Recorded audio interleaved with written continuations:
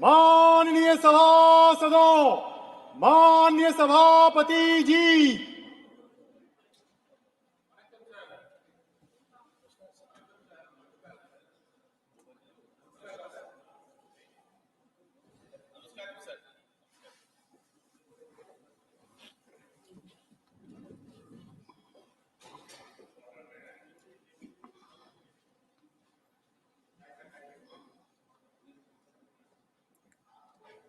Shri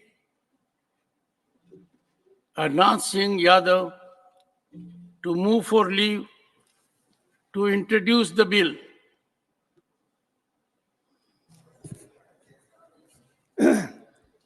माननीय सभापति जी, मैं आपका हृदय से अभिनंदन करता हूं कि जो आपने मुझे वक्फ बोर्ड एक्ट 1995 को निरस्त करने हेतु निजी सदस्य विधेयक पुनः स्थापित करने की अनुमति मांगने का अवसर प्रदान किया।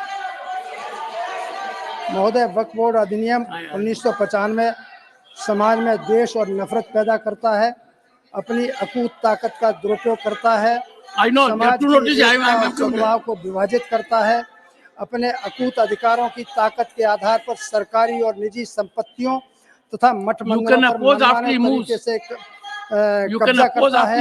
यह विधेयक वक्फ बोर्ड के असंवैधानिक कृत्यों के खिलाफ पीड़ित पक्षों को अदालत जाने से रोकता है। Sir, you will oppose after he moves. Yes. You moved leave to introduce the bill.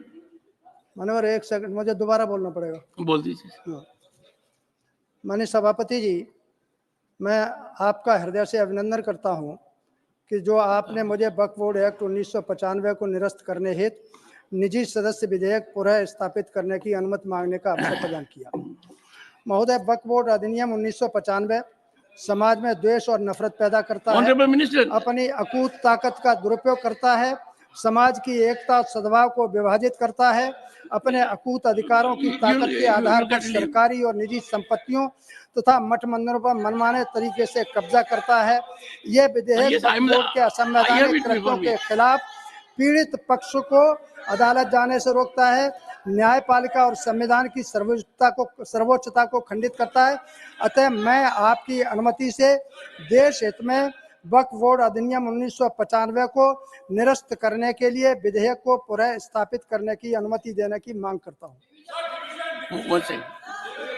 Would you please, one second. Honorable members, one second. I am fully updated with the rules. The honorable member has moved it. I have now 2 notices before me. I will give opportunity to those persons and then the question will come. This is the only procedure we can follow.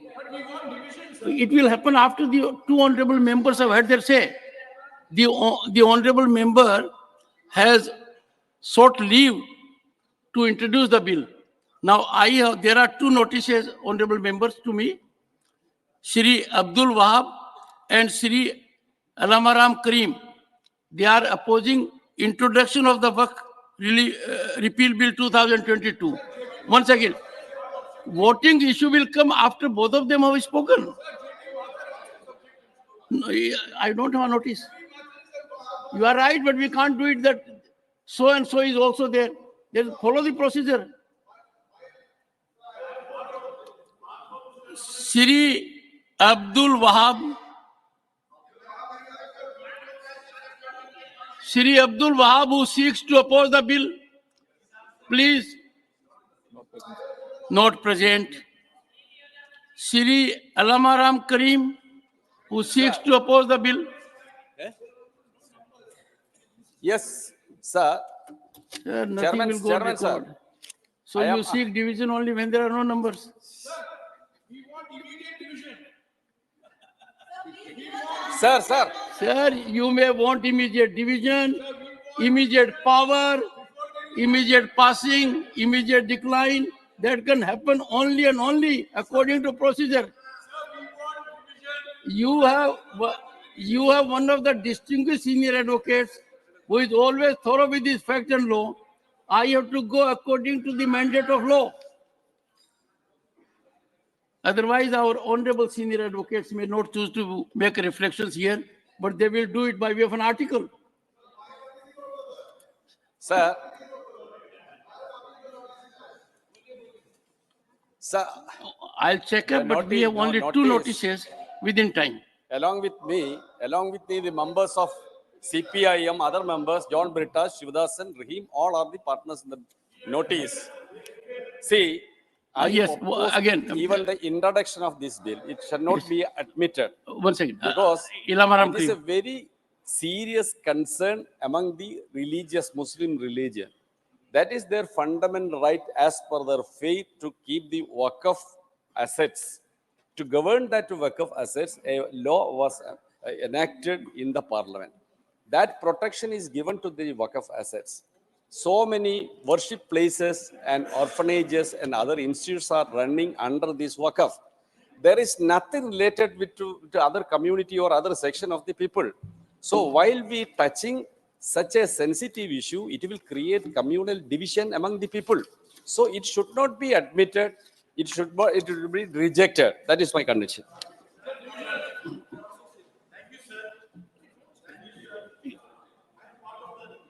Dr. John Britas and Jairam Rameshji, this is not a fish market.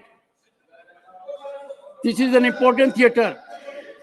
If you wish to say something to another member, put it in his ear. It can't be so across. The house will have to be in order. You are creating disorder. You'll force me to adjourn the house. I think message is loud and clear.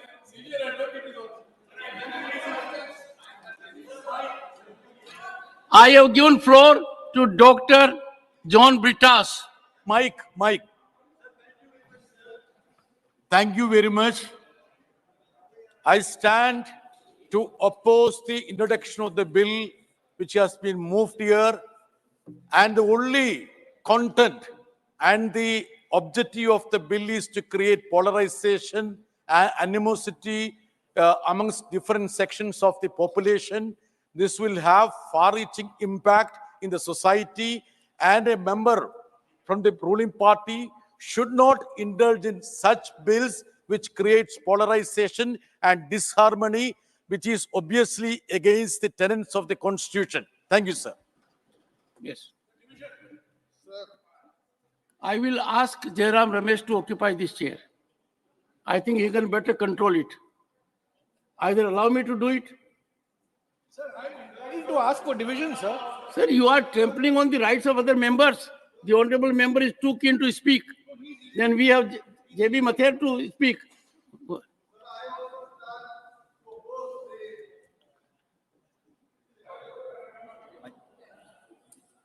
Sir, I stand to oppose the introduction of this bill.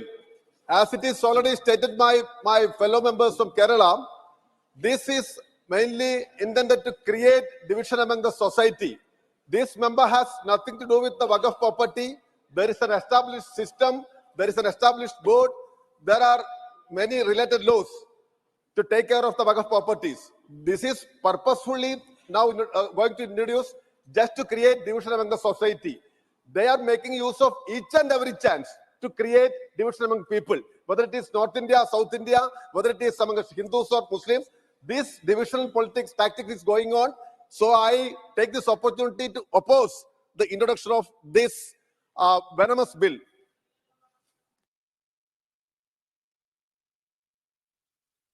Son.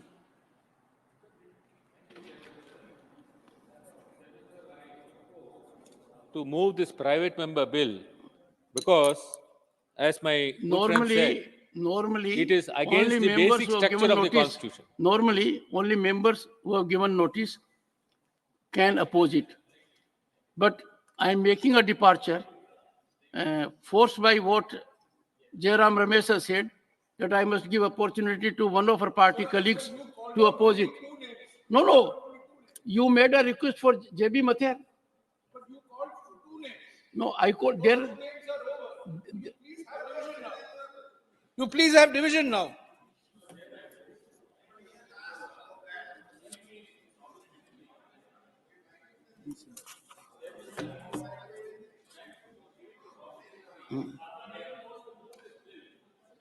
It is violating the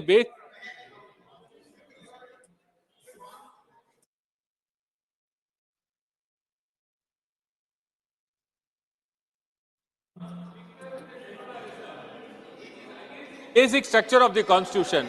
To that extent, I would say that this bill should not be allowed to be moved. Thank you, Chairman, sir. JB Mathur. To vehemently oppose the introduction of this bill because this is totally against the ethos and the idea of India, what we have followed all throughout, right from pre-independence and post-independence days. Every religion has a right to follow their own system. This government always speaks volumes and volumes about minimum intervention and maximum governance, minimum intervention. But why is it that this government always wants to interfere in such matters? Waqf bill is something which has been there always. Let there be not a scene where communal disharmony is created in the country, and that is why we are saying let religion be left alone. We just celebrated Dr. Ambedkarji's birth anniversary. We should definitely follow the social ethos, the religious balance this country has always followed. I vehemently oppose this Waqf bill, and I seriously consider this should not be allowed to be introduced in the House. And I'm deeply obliged for the opportunity.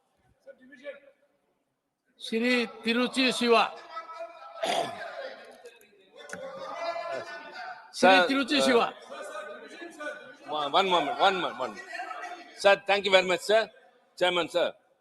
Sir, I, on behalf of my party DMK, strongly object the introduction of a bill by Honorable Arnath Singh Yadav to repeal the Waqf Act 1995. Sir, when the division of the partition happened in 1947, Muhammad Ali Jinnah said, all the Muslims come to me along with me to Pakistan. But the Muslims in this country told that we are Muslims, but India is our nation. Sir, the constitution has given so much of protection to the minorities, and one among them is this Waqf. Sir, repealing such things will cause very big repercussions in this country across, and it will develop a sort of insecure mind in the Muslim community in the country. So, sir, in the interest of the nation and the integrity and what we have maintained all these days with the name of secularism, this has to be not to be introduced, sir. And I request Harivansh Singh himself to please withdraw that, or you please put it to division, sir. Thank you very much. Shri V. Sivdasan. My request is this great house is to be promoted the communal harmony, love and affection to the people. But here this bill, the Waqf repeal bill, that is trying to promote the communal venom to the people. So the bill should not be present here. I requesting to the member to withdraw the bill. Shri Jawahar Sarkar. Sir, कोई हाथ तो race करे. sir, Rakesh ji, sir, I thank you for your kindness in allowing me to speak a few words. I would only submit to the member and to you, sir, not to allow the introduction of this bill because it seeks to promote communalism. This is not correct.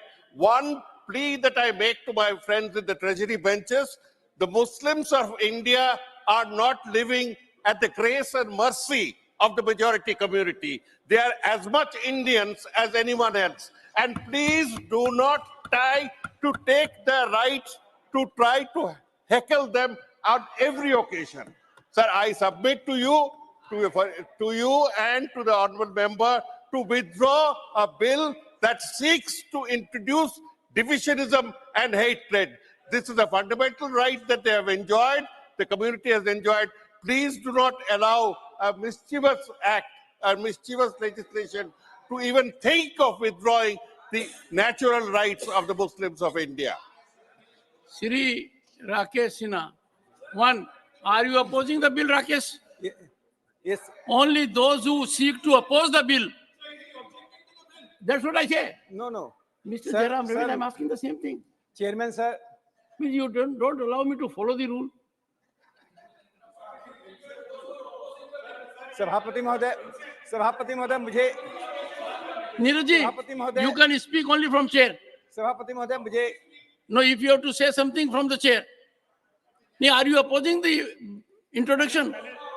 No, then no. दो शब्द, No. सिर्फ दो शब्द मैं Rules permit, one second, I have been indulgent because on this issue, the honorable members wanted to oppose it. Those who oppose or seek to oppose, I'll give floor to them. बातें कहनी है। Then take your seat. Then take your seat. No. Take your seat. No. Nothing will go on record. Nothing will go on record. I can give floor only to those who seek to oppose the introduction. And why I am doing this? I have sensed the sentiment of the House. And therefore, there is an appeal also from some members that the honorable member should take a particular course of action. And therefore, I will allow floor only to those who seek to oppose the introduction of bill. No. Good, okay. धन्यवाद सभापति जी। मैं इस bill को पुनर्स्थापित करने का विरोध करता हूं। Yes.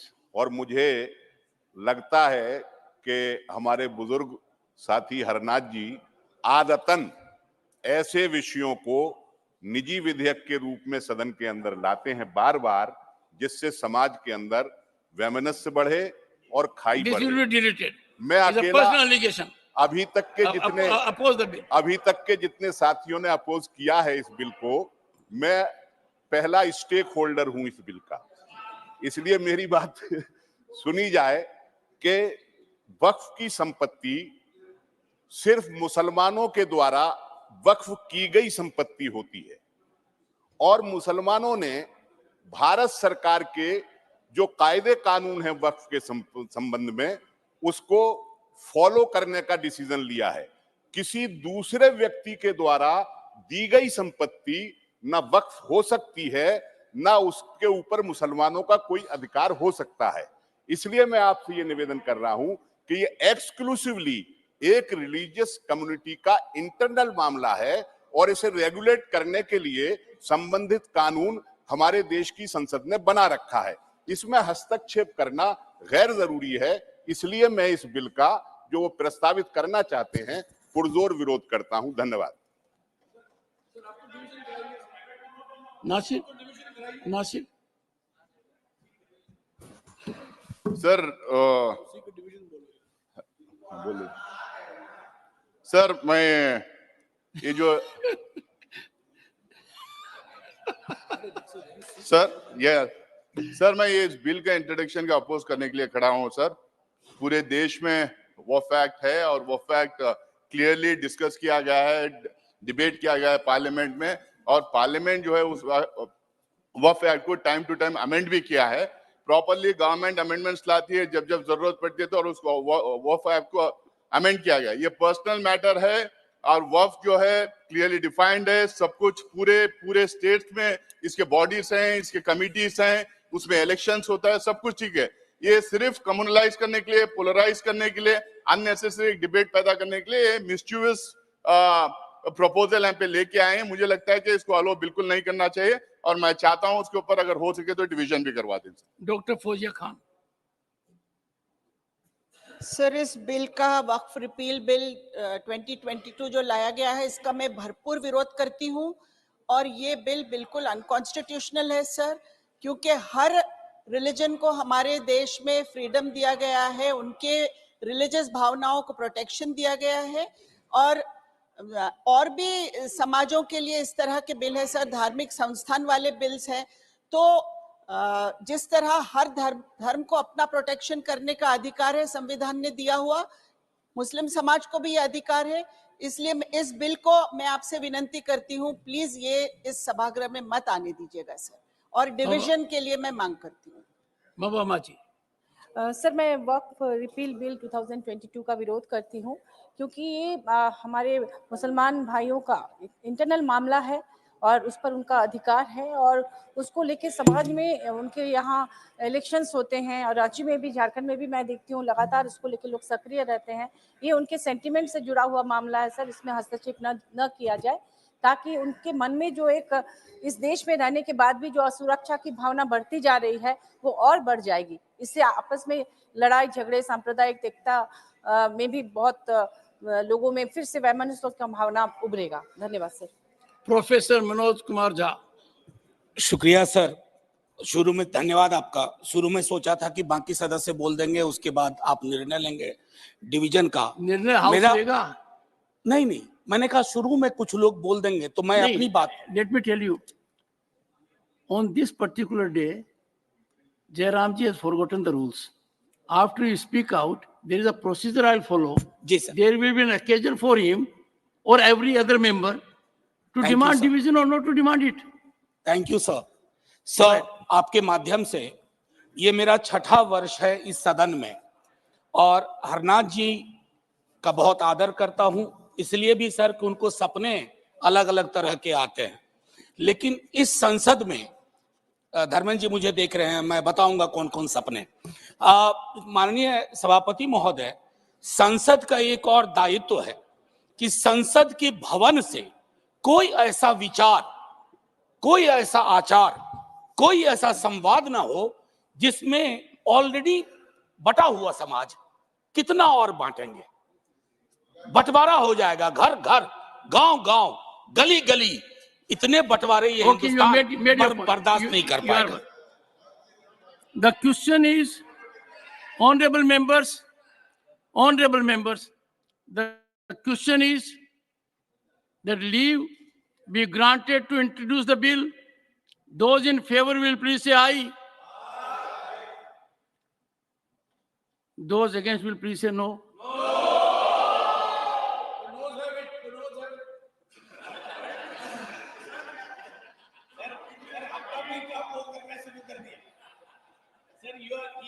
Your work also lighter. No, the point is that I will have to look into the lexicon, what is meant by incorrigibility.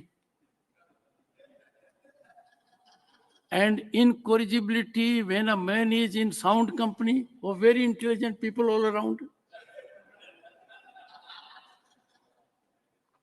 I think eyes have it. The eyes have it. The division.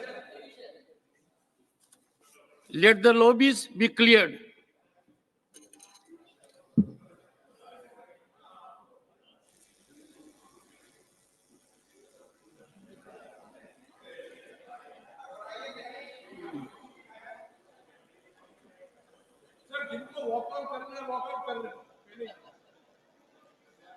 I think I should seriously think to take sense of the house, whether rules permit him to occupy my chair immediately.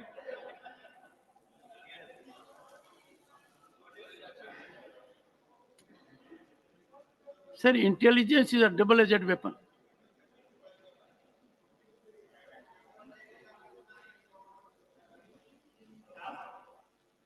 Secretary General will now explain. Lobbies have been cleared? Oh yes, we have to wait.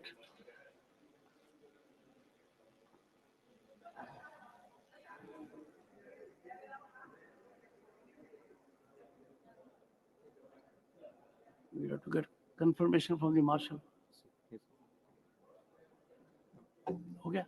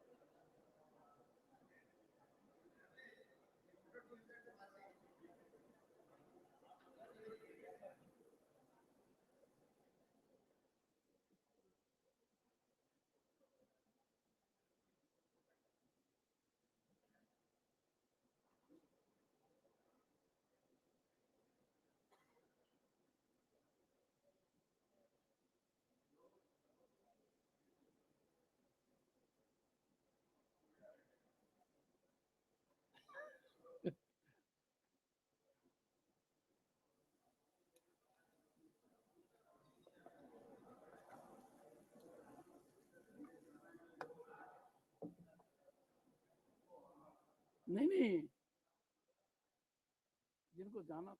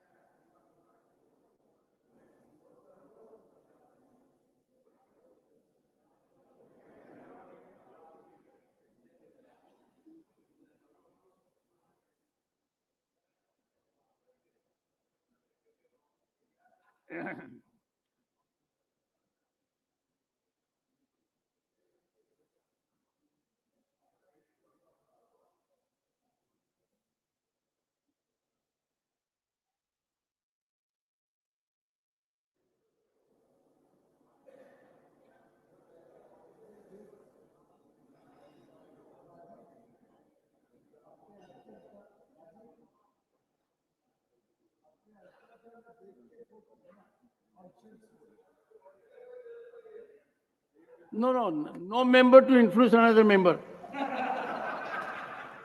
Conscience or no conscience? Lobby is cleared. Secretary General will now explain the voting procedure. Honorable members, for your convenience, I shall explain the voting procedure by automatic vote recording system. It may please be noted that each member has a multimedia device, MMD, at his desk. This MMD has an integrated mic and a voting console containing 3 buttons: yes for ayes, no for noes, and abstain on right-hand corner. There is also a separately situated button, Vote Secure, provided on the bottom left-hand corner of the multimedia device. To record a vote, a member has to be on his allotted seat. The member may press the Vote Secure button. Keep the Vote Secure button in a pressed position. You have to simultaneously press one of the voting buttons of your choice. Each voting button, that is yes, no, or abstain, has an assigned LED light emitting diode indicating the correct and valid voting function as long as a button is pressed together with the Vote Secure button. In order to further facilitate the members, I will now explain the step-by-step method and precautions to be followed by each member in casting their votes. Step 1, I will announce that the voting process will start now. Step 2, the voting process starts and ends with an alarm sound on a large screen hall display in 2 corners of the chamber. The countdown time of 10 seconds in reverse counting order will be visible to the members on their respective multimedia devices.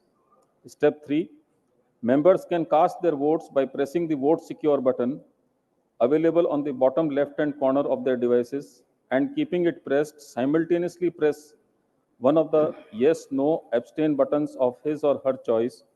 For easy identification, these voting buttons have been indicated on your devices as green for yes, red for no, and yellow for abstain. Step 4, each member must keep the Vote Secure button as well as one of the yes, no, or abstain buttons pressed simultaneously for 10 seconds, that is at the time of closing of voting, to register a valid vote. Step 5, once the valid vote is registered, the LED of the voting button pressed by the member will remain on, lighted up. At the time of casting the vote, if the member observe that the LED of yes, no, or abstain buttons are simultaneously blinking, it means that their vote is not being registered. Therefore, they shall immediately release the voting button pressed by them without releasing the Vote Secure button and have to press again within 10 seconds period to register a valid vote. Step 6, during the voting period, the member can change his or her voting at any time. The button pressed at the time when the voting period is ending, that is the 10th second, will be recorded. In case either one or both the buttons are released prior to the close of voting period, the vote will not be registered. If a member finds that he or she has voted by mistake by pressing the wrong button, he or she can be allowed to correct the mistake through a correction slip devised for the purpose, provided he or she brings it to the notice of the chairman before the result of division is announced. The correction slips will be distributed to the honorable members who desire to correct their recorded vote by the officials of the Secretariat.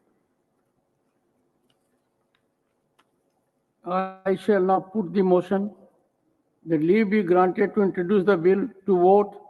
The question is, those in favor will please say aye. Those against will please say no.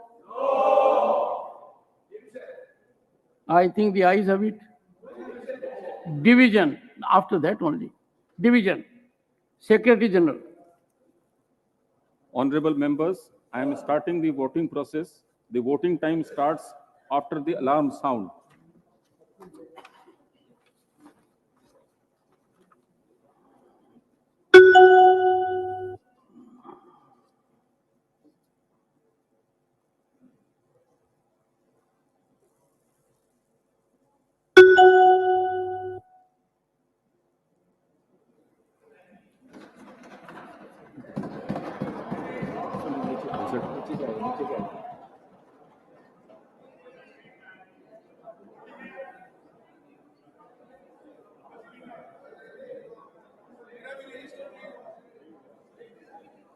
You have to be technologically savvy. Ekagrta. Get a sleep and follow the procedure.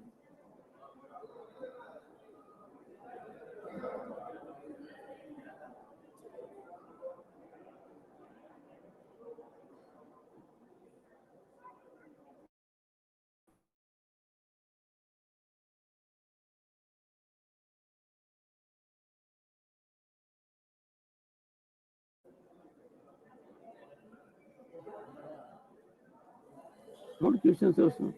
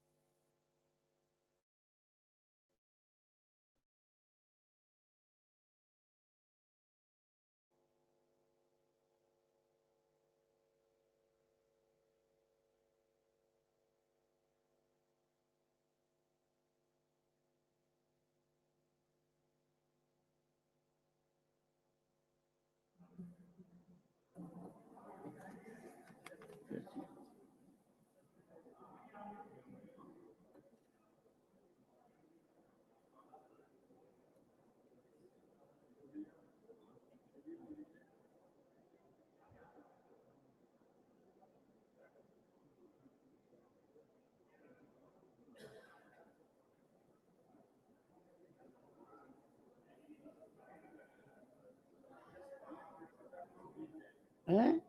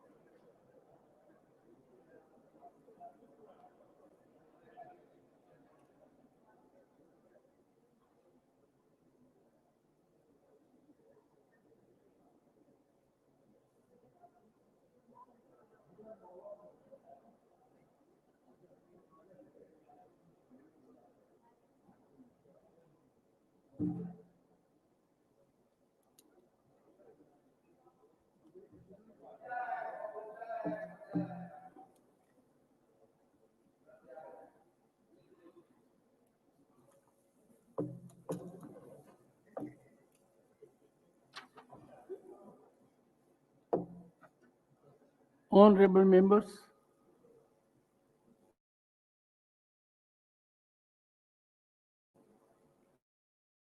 on the motion for introduction of the bill, subject to correction, ayes 53, noes 32, abstention 0. बोला है. I think we must immediately call emergency medical team. Everyone heard me loud and clear. I think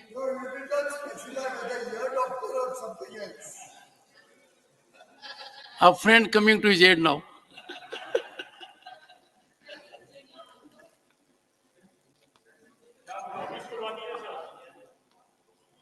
Shri Harnath Singh Yadav.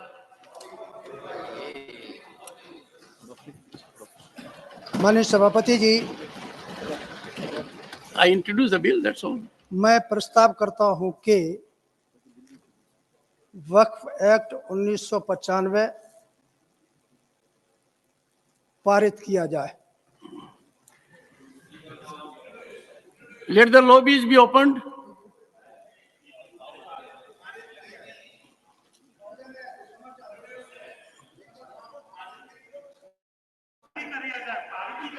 Harinath ji, you have to introduce the bill. You sought leave of this house to introduce the bill.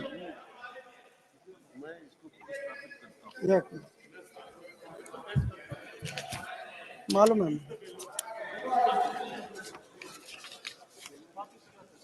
माननीय सभापति जी, वक्फ act 1995 केवल 2 minute लूंगा. अतार्किक है, असंवैधानिक है, नहीं, अव्यवहारिक है. Harinath ji, you sought leave to introduce the bill. Are you introducing the bill? नहीं, are you introducing the bill?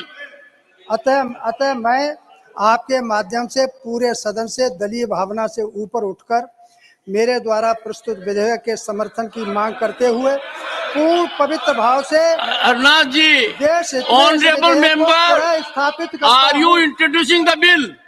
Are you introducing the bill? Are you introducing the bill?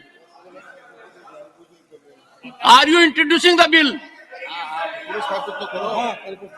महोदय, मैं अपने इस बिल को देश हित में पुरस्कृत. Are you introducing the bill? मैं पुरस्कृत करता हूं सर.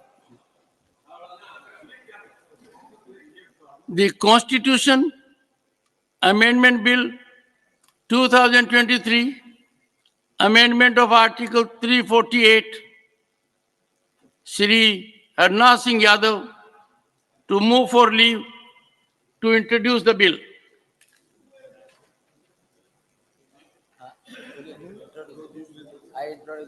दूसरा वाला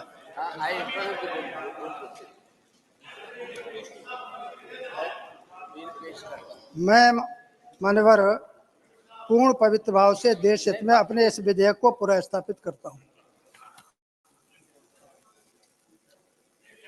The question is that leave be granted to introduce the bill Those in favor will please say aye. Those against will please say no.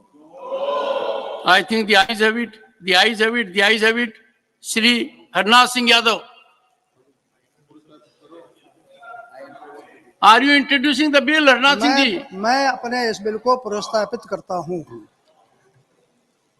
3. The representation of the People Amendment Bill 2022, Shri Irana Kadadi, to move for leave to introduce the bill.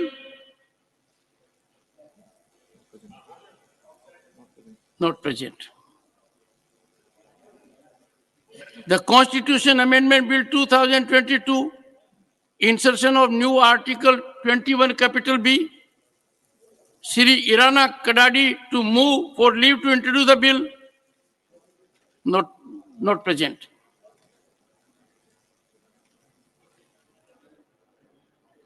The Right of Children to Free, Compulsory and Quality Education Amendment Bill 2023, Shri Irana Kadadi, to move for leave to introduce the bill. Not present. The Prevention and Eradication of Human Sacrifice and Other Superstitious Practices 22, Shri Binoy Vishwam, to move for leave to introduce the bill. Absent, sir. Not present. The Indian Penal Code Amendment Bill 2022, amendment of Section 375, Shri Binoy Vishwam, to move for leave to introduce the bill. Not present. The Constitution Amendment Bill 2023, amendment of Articles 58, 66, 72, etc. Shri Binoy Vishwam, to move for leave to introduce the bill. Not present. The Constitution Amendment Bill 2022, amendment of the 8th schedule, Shri Rajiv Shukla, to move for leave to introduce the bill. Thank you, Chairman. With your permission, I seek the leave of the House to introduce a bill further to amend the Constitution to include Chhattisgarhi language in 8th schedule of the Constitution.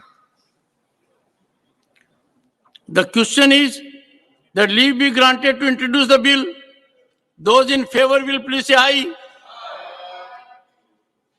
Those against will please say no.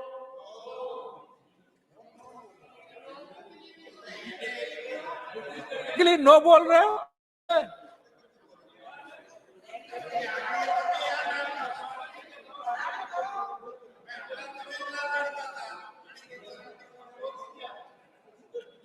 I think the ayes have it. I think the ayes have it. The ayes have it.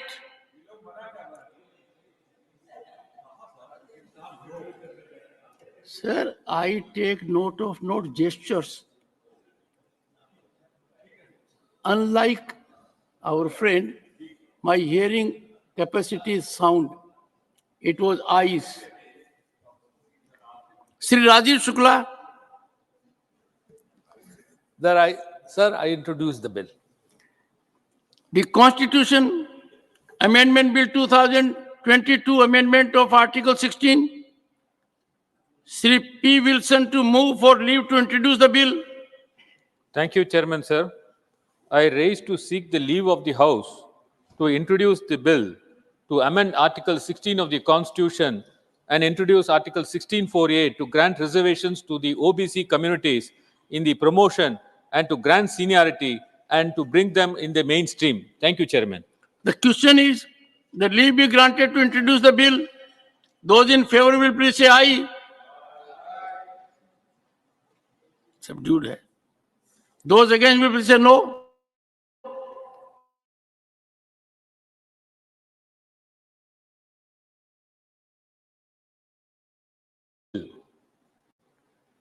The Constitution Amendment Bill 2023, amendment of the 7th schedule, Sri P. Wilson, to move for leave to introduce the bill. Chairman, sir, I raise to to seek the leave of the House to introduce the bill to amend 7th schedule, list 1, entry 69 of the Constitution, and to remove the powers from the center, the unused power from the central government, and to move it to list 3 in concurrent list and make it as entry 48 to help the state to take census by themselves and to grant reservations to the OBC communities. Thank you, Chairman, sir. The question is that leave be granted to introduce the bill. Those in favor will please say aye. Those against will please say no. I think the ayes have it, the ayes have it, the ayes have it. Shri P. Wilson. Thank you, Chairman, sir. I introduce this bill. Election Commission of India Reforms Bill 2023. Shri P. Wilson to move for leave to introduce the bill. Thank you, Chairman, sir. I raise to seek the leave of the House to introduce the bill, the Election Commission of India Reforms Bill 2023, which completely deals with the qualification, method of appointment, and other conditions of service of the Chief Election Commissioner, and Regional Election Commissioner, establishment of a permanent secretariat, and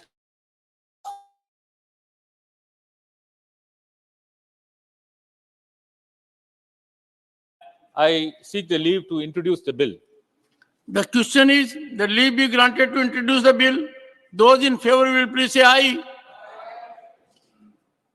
Those against will please say no. I think the ayes have it. The ayes have it. The ayes have it. Shri P. Wilson. Thank you, Chairman, sir. I introduce the bill. The Constitution Amendment Bill 2022, Amendment of Articles 102, 191, and the 10th Schedule. Shrimati Priyanka Chaturvedi to move for leave to introduce the bill. Honorable Chairman, sir, I rise to seek the leave to introduce a bill further to amend Articles 102, 191, and the 10th Schedule of the Constitution of India for matters connected therewith and incidental thereto. The question is that leave be granted to introduce the bill. Those in favor will please say aye. Those against will please say no. I think the ayes have it. The ayes have it. The ayes have it. Shrimati Priyanka Chaturvedi. Thank you so much, Honorable Chairman, sir. I introduce the bill to strengthen anti-defection laws by amending Article 102, 191, and the 10th Schedule. Thank you, sir. The Facial Recognition Technology Regulation of Police Powers Bill 2023. Sir, Shrimati Priyanka Chaturvedi to move for leave to introduce the bill. Sir, I raise to seek your leave to introduce a bill to provide for framework to regulate, control, and define powers of the police agencies and central investigative agencies to use facial recognition technologies for the purposes of identification, investigation, and inquiries of criminal offences, and for matters connected therewith and incidental thereto. The question is that leave be granted to introduce the bill. Those in favor will please say aye. Those against will please say no. I think the ayes have it, the ayes have it, the ayes have it. Shrimati Priyanka Chaturvedi. Sir, I rise to introduce the bill. Thank you, sir. The Constitution Amendment Bill 2022, insertion of new Article 44 capital A and amendment of Article 51 capital A. Dr. Anil Sukhdev Rao Bonde to move for leave to introduce the bill. Thank you, Chairman, sir. I herewith move for leave to introduce a bill further to amend the Constitution of India. Further to? Amend the Constitution of India. No. For insertion of? For the insertion of new Article 44A and amendment of Article 51A. Yeah. The question is that leave be granted to introduce the bill. Those in favor will please say aye. Those against will please say no. I think the ayes have it, the ayes have it, the ayes have it. Dr. Anil Sukhdev Rao Bonde. Thank you, sir. I introduce the bill. The Marriage Bureau Regulation Bill 2022. Dr. Anil Sukhdev Rao wanted to move for leave to introduce the bill. Thank you, Chairman, sir. I move for leave to introduce a bill to provide for regulation of marriage bureau for prevention of malpractices and misuse of marriages registration facility and for matters connected therewith or incidental thereto. The question is that leave be granted to introduce the bill. Those in favor will please say aye. Those against will please say no. I think the ayes have it. The ayes have it. The ayes have it. Dr. Anil Sukhdev Rao Bonde. Thank you, sir. I introduce the bill. The Interfaith Marriages by Unlawful Conversion Prohibition Bill 2023. Dr. Anil Sukhdev Rao wanted to move for leave to introduce the bill. Thank you, Chairman, sir. I move for leave to introduce a bill to prohibit interfaith You only marriage. have to introduce the bill. To prohibit interfaith marriages by unlawful conversion and for matters connected therewith or incidental thereto. Dr. Bonde, you have just to move the bill. Yes. Good. Sir, The I move question the is bill. that leave be granted to introduce the bill. Those in favor will please say aye. Those against will please say no. I think the ayes have it, the ayes have it, the ayes have it. Dr. Anil Sukhdev Rao Bonde. Thank you, sir. I introduce the bill. The Right of Children to Free and Compulsory Education Amendment Bill 2022. Shri A. Rahim to move for leave to introduce the bill. Not present. The Constitution Amendment Bill 2023, Amendment of Article 371A. Shri A. Rahim to move for leave to introduce the bill. Not present. The Securitization and Reconstruction of Financial Assets and Enforcement of Security Interest Amendment Bill 2023. Shri A. Rahim to move for leave to introduce the bill. Not present.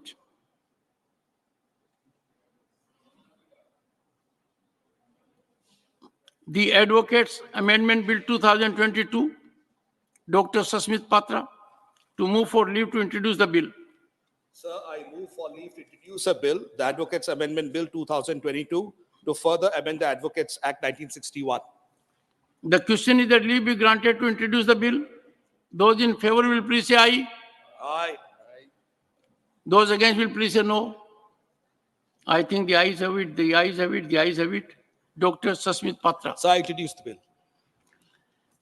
The Indian Penal Code Amendment Bill 2022, substitution of sections 124 capital A and 309 and amendment of section 375. Dr. Sasmit Patra to move for leave to introduce the bill. Sir, I move for leave to introduce a bill, the Indian Penal Code Amendment Bill 2022, substitution of sections 124A and 309 and amendment of section 375, further to amend the Indian Penal Code 1860. The question is that leave be granted to introduce the bill. Those in favor will please say aye. Aye. Those against will please say no. I think the ayes have it, the ayes have it, the ayes have it. Dr. Sasmit Patra. Sir, I introduce the bill. The Constitution Amendment Bill 2022, substitution of Articles 331 and 333. Dr. Sasmit Patra to move for leave to introduce the bill. Sir, I move for leave to introduce a bill, the Constitution Amendment Bill 2022, substitution of Articles 331 and 333, further to amend the Constitution of India. The question is that leave be granted to introduce the bill. Those in favor will please say aye. Aye. Those against will please say no. I think the ayes have it, the ayes have it, the ayes have it. Dr. Sasmit Patra. I introduce the bill. Thank you. The Micro, Small and Medium Enterprises Development Amendment Bill 2022. Dr. Kani Moji, NV and Somu to move for leave to introduce the bill. Sir, I rise to seek the leave of the House to introduce the bill further to amend the Micro, Small and Medium Enterprises Development Act 2006. The question is that leave be granted to introduce the bill. Those in favor will please say aye. Aye. Those against will please say no. I think the ayes have it, the ayes have it, the ayes have it. Dr. Kani Moji, NVN Somu. Thank you so much, Chairman. I introduce the bill. The Food Safety and Standards Amendment Bill 2022. Dr. Kani Moji, NVN Somu to move for leave to introduce the bill. Sir, I rise to seek the leave of the House, the bill to introduce a bill further to amend the Food Safety and Standards Act 2006. The question is that leave be granted to introduce the bill. Those in favor will please say aye. Those in favor will please say aye. Those against will please say no. I think the ayes have it, the ayes have it, the ayes have it. Dr. Kani Moji, NVN Somu. Thank you, Chairman, sir. I introduce the bill. The Special Financial Assistance to the State of Tamil Nadu Bill 2022. Dr. Kani Moji, NVN Somu to move for leave to introduce the bill.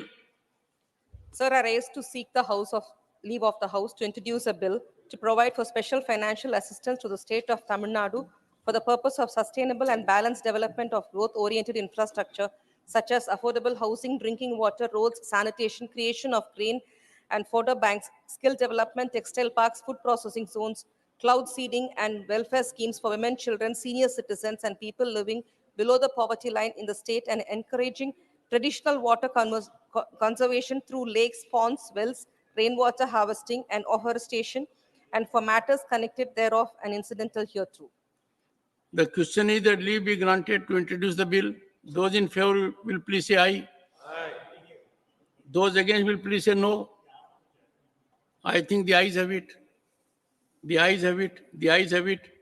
Dr. Kani Moji, NVN Somu. Thank you, Chairman, sir. I introduce the bill. The Hate Speech and Hate Crimes Prevention Bill 2022. Sri K.R. Suresh Reddy to move for leave to introduce the bill. Thank you, Chairman, sir. I rise to seek the leave of the House to introduce the Prevention of Hate Speech and Hate Crimes Bill 2022. The question is that leave be granted to introduce the bill. Those in favor will please say aye. Aye. Those against will please say no. I think the ayes have it, the ayes have it, the ayes have it. Sri K.R. Suresh Reddy. Chairman, sir, I introduce the bill. Thank you. The Andhra Pradesh Reorganization Amendment Bill 2023. Sri K.R. Suresh Reddy to move for leave to introduce the bill. Chairman, sir, I rise to seek the leave of the House to introduce the Andhra Pradesh Reorganization Amendment Bill 2022. The question is that leave be granted to introduce the bill. Those in favor will please say aye. Those against will please say no. I think the ayes have it. The ayes have it. The ayes have it. Shri K.R. Suresh Reddy. Thank you, Chairman, sir. No, you have to introduce the bill. Introduce the bill. Thank you, Chairman, sir. Thanks is well taken. No, the pause from the side kind of paused me too, sir. The Prevention of Money Laundering Amendment Bill 2022. Sri Raghav Chadha to move for leave to introduce the bill. Sir, prevention of money laundering. You introduce the bill. एक वाक्य बोलकर nothing. You just have to seek leave. It is not a platform to say beyond what rule prescribes. नहीं sir, पिछली बार जब introduce किया था तो आपने अनुमति दी थी. Why should you get into argumentative mode? No, I will follow. You follow the rule. I shall, sir. I shall. Do you want to move? Do you want to seek leave? Yes, sir. Okay, seek it. Thank you. Thank you so very much, sir. I move for leave to introduce a bill. The question is that leave be granted to introduce the bill. Those in favor will please say aye. Aye. Those against will please say no. I think the ayes have it, the ayes have it, the ayes have it. Sri Raghav Chadha. I introduce the bill. The Constitution Amendment Bill 2022, substitution of Articles 153, 154, etc. Sri Raghav Chadha to move for leave to introduce the bill. I move for leave to introduce a bill to further amend the Constitution of India. The question is that leave be granted to introduce the bill. Those in favor will please say aye. Those against will please say no. I think the ayes have it. The ayes have it. The ayes have it. Sri Raghav Chadha. I introduce the bill. The Decriminalization of Defamation Bill 2023. Shri Raghav Chadha to move for leave to introduce the bill. I move for leave to introduce a bill to decriminalize the offences of defamation. You seek leave to move the bill. I move for leave to Move for leave, introduce a fine. bill to decriminalize the offence of defamation. The question is that leave be granted to introduce the bill. Those in favor will please say aye. Aye. Those against will please say no. I think the ayes have it, the ayes have it, the ayes have it. Shri Raghav Chadha. I introduce the bill. The Constitution Amendment Bill 2022, insertion of new part 16 capital A, an amendment of Article 366. Dr. Ashok Kumar Mittal to move for leave to introduce the bill. With the kind permission of the chair, I rise to move for leave to introduce a bill to amend the Constitution of India. Just move the bill.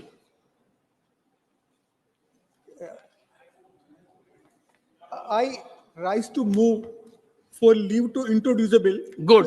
To amend the Constitution. The question is that leave be granted to introduce the bill. Those in favor will please say aye. Those against will please say no. I think the ayes have it, the ayes have it, the ayes have it. Dr. Ashok Kumar Mittal. I introduce the bill. The Shopkeepers Welfare Bill 2022. Dr. Ashok Kumar Mittal to move for leave to introduce the bill. I rise to move for leave to introduce a bill. The question is that leave be granted to introduce the bill. Those in favor will please say aye. Those against will please say no.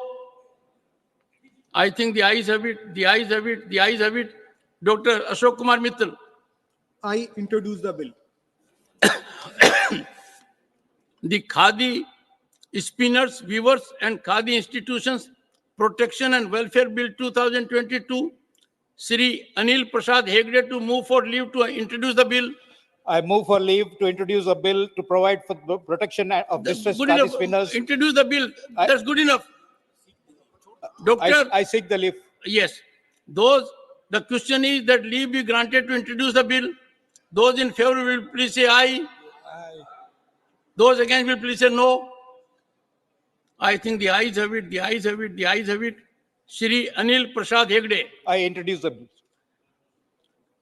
The Sustainable Agriculture Ban on Harmful Chemicals Bill 2023. Shri Anil Prasad Hegde to move for leave to introduce the bill. I move for leave to introduce a bill to provide sustainable agriculture by banning the use of harmful chemicals in farming Good. and for introduce connected. Only bill. I move the bill. The question is that leave be granted to introduce the bill. Those in favor will please say aye. Those against will please say no. I think the ayes have it, the ayes have it, the ayes have it. Shri Anil Prasad Hegde. I introduce the bill. The Motor Vehicles Amendment 2022. Shri Almaram Karim to move for leave to introduce the bill.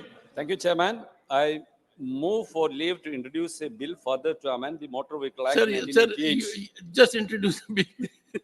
Thank you, sir. The question is that leave be granted to introduce the bill. Those in favor will please say aye. Those against will please say no. I think the ayes have it, the ayes have it, the ayes have it. Shri Alamaram Karim. I introduce the bill. The Kashmiri Pandits Recourse Restitution, Rehabilitation and Resettlement Bill 2022. The honorable member has sought my leave. So I am passing it over. I had granted him that accommodation.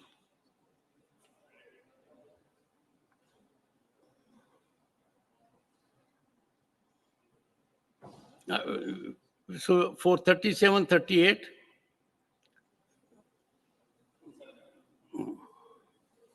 Yes, 38.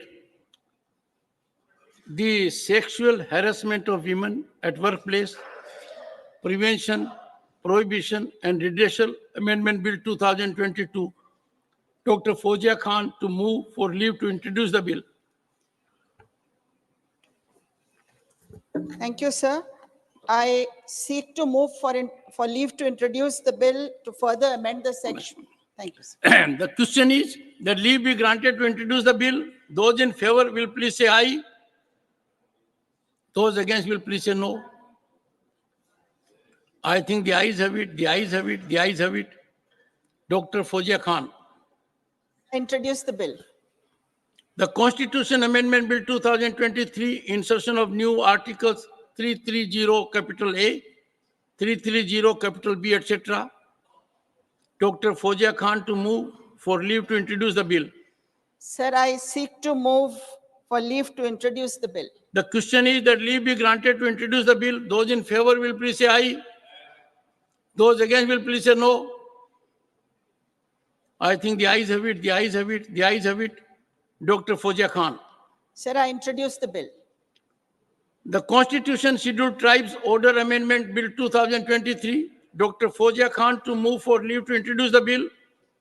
Sir, I seek to move for leave to introduce the bill. This The is question about is- Dhangar reservation, sir. The question is that leave be granted to introduce the bill. Those in favor will please say aye. Those against will please say no.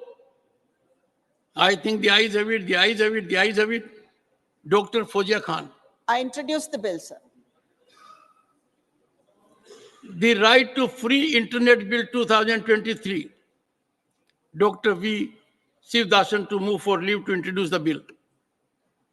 I move for leave to introduce a bill to provide for free The question internet is- access to all the citizens in Good, India. the question is that leave be granted to introduce the bill. I introduce the bill, sir. No. Aye. Those in favor will please say aye. Aye. Those against will please say no. I think the ayes have it, the ayes have it, the ayes have it. Dr. V. Shivadasan. I introduce the bill, sir. The Right to Public Space Bill 2023. Dr. V. Shivdasan to move for leave to introduce the bill. I move for leave to introduce a bill to provide The question for free is access that to leave be public granted access to all introduce the citizens bill. in India. Those in favor, please say aye. Aye. I think the ayes have it, the ayes have it, the ayes have it. Because anyone saying no? Fine. Everybody Dr. V. is supporting. Shivdasan. I introduce, sir. The Right to Early Childhood Care Bill 2023. Dr. V. Shivdasan to move for leave to introduce the bill. I move for leave to introduce a bill to The provide for question the is, right to your early childhood only care. bill, no description required. The question is that leave be granted to introduce the bill. Those in favor will please say aye. Aye. Those against will please say no. I think the ayes have it, the ayes have it, the ayes have it. Dr. V. Shivdasan. I introduce the bill, sir. Thank you, sir. The Constitution Amendment Bill 2023. Amendment of Article 326. Dr. John Brittas to move for leave to introduce the bill. Sir, move for leave to introduce the bill. The question is that leave be granted to introduce the bill. Those in favor will please say aye. Aye. Those against will please say no. I think the ayes have it, the ayes have it, the ayes have it. Dr. John Brittas. I introduce the bill, sir. The Representation of People Amendment Bill 2023. Dr. John Brittas to move for leave to introduce the bill. Sir, I move for leave to introduce the bill, sir. The question is that leave be granted to introduce the bill. Those in favor will please say aye. Aye. I didn't hear your aye. Aye. Oh, good. Those against will please say no. I think the ayes have it, the ayes have it, the ayes have it. Dr. John Brittas. I introduce the bill, sir. The Reserve Bank. The Reserve Bank of India Amendment Bill 2023. Dr. John Brittas to move for leave to introduce the bill. Sir, I move for leave to introduce the bill, sir. The question is that leave be granted to introduce the bill. Those in favor will please say aye. Aye. Those against will please say no. I think the ayes have it, the ayes have it, the ayes have it. Dr. John Brittas. I introduce the bill, sir. The Antiquities and Art Treasures Amendment Bill 2023. Shri Sir. Sujit Kumar to move for leave to introduce the bill. Sir, I move for leave to introduce a bill further. The question is that to leave amend the be Antiquities granted. Act. to introduce the bill. Those in favor will please say aye. Those against will please say no. I think the ayes have it. The ayes have it. The ayes have it. Shri Sujit Kumar. Sir, I introduce the bill. The Indian Penal Code Amendment Bill 2023, insertion of sections 24 capital A, 300 capital A, and 302 capital A. Shri Sujit Kumar to move for leave to introduce the bill. Sir, I move for leave to introduce a bill further to amend the IPC. The question is that leave be granted to introduce the bill. Those in favor will please say aye. The voice is getting feeble. Those against will please say no. I think the ayes have it, the ayes have it, the ayes have it. Sir, I introduce the bill. Shri Sujit Kumar. Sir, only after I give, I have to open the window. Sir, आपका काम था सरल कर दे रहा हूँ. So Shri Sujit Kumar. Sir, I introduce the bill. And you do it after the House approves it. And that is reflected through me. The Central Educational Institutions Reservation in Admissions Amendment Bill 2023, Shri Sujit Kumar to move for leave to introduce the bill. Sir, I move for leave to introduce a bill further to amend the Central Education. Just the bill, just the bill, just the bill. Sir. The question is that leave be granted to introduce the bill. Those in favor will please say aye. Good. Those against will please say no. I think the ayes have it, the ayes have it, the ayes have it. Shri Sujit Kumar. Sir, I introduce the bill. The Representation of People Amendment Bill 2023. Shri Sandosh Kumar P to move for leave to introduce the bill. Sir, I move for leave to introduce the bill. The question is that leave be granted to introduce the bill. Those in favor will please say aye. Those against will please say no. I think the ayes have it, the ayes have it, the ayes have it. Shri Sandosh Kumar P. Sir, I introduce the bill. Thank you. The National Commission for the Welfare of Youth Bill 2023. Shri Sandosh Kumar P to move for leave to introduce the bill. Sir, I move for leave to introduce the bill. The representation. The question is that leave be granted to introduce the bill. Those in favor will please say aye. Those against will please say no. I think the ayes have it, the ayes have it, the ayes have it. Shri Sandosh Kumar P. Sir, I introduce the bill. Thank you. The Participation of Workers in Management Bill 2023. Shri Sandosh Kumar P to move for leave to introduce the bill. Sir, I move for leave to introduce the bill. The question is that leave be granted to introduce the bill. Those in favor will please say aye. Aye. Those against will please say no. I think the ayes have it, the ayes have it, the ayes have it. Shri Sandosh Kumar P. Sir, I introduce the bill. Thank you. The Constitution Amendment Bill 2023, amendment of Articles 343, 344, and 348, etc. I move for leave. Sir. Shri R. Girirajan to move for leave to introduce the bill. I move for leave to introduce the bill. The question is that leave be granted to introduce the bill. Those in favor will please say aye. Those against will please say no. I think the ayes have it, the ayes have it, the ayes have it. Shri R. Girirajan. I introduce the bill. The Black Money Recovery Bill 2023. Shri M. Mohammad Abdullah to move for leave to introduce the bill. Thank you, sir. I seek to move for the leave to introduce the bill. The question is that leave be granted to introduce the bill. Those in favor will please say aye. Those against will please say no. I think the ayes have it, the ayes have it, the ayes have it.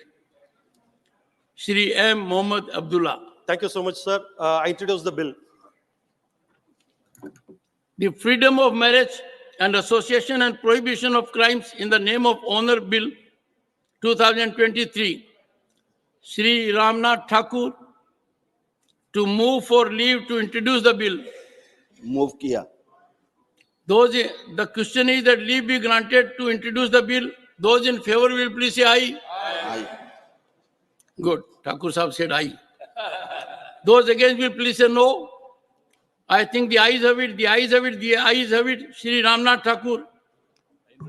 I introduce the bill.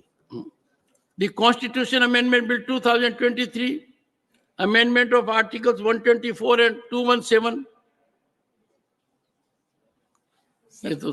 Sir, Chairman, sir. Shri, sir. No, sir. I have to open the door. Shri V. Vijay ready to move for leave to introduce the bill. Now. Chairman, sir, reservation in judicial appointments for backward classes in the Supreme Court and High Court, sir. No. Sir, I move for leave to introduce Constitutional Amendment Bill 2000. Good enough. The question is that leave be granted to introduce the bill. Those in favor will please say aye. Aye. Those against will please say no. I think the ayes have it, the ayes have it, the ayes have it. Shri V. Vijay ready. Sir, I introduce the bills. The Consumer Protection Amendment Bill 2023. Shri V. Vijay ready to move for leave to introduce the bill. Sir, I move for leave to introduce Consumer The question Protection is Amendment that Bill leave be 2000. granted to introduce the bill. Those in favor will please say aye. Aye.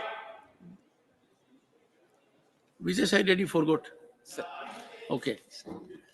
Those against will please say no. I think the ayes have it, the ayes have it, the ayes have it. Shri V. Vijay ready. Sir, I introduce the bills. The Central Universities Amendment Bill 2023. Shri V. Vijay ready to move for leave to introduce the bill. Sir, I move for leave to introduce Central Universities Amendment Bill 2023. The bill. The question is that leave be granted to introduce the bill. Those in favor will please say aye. Aye. Those against will please say no.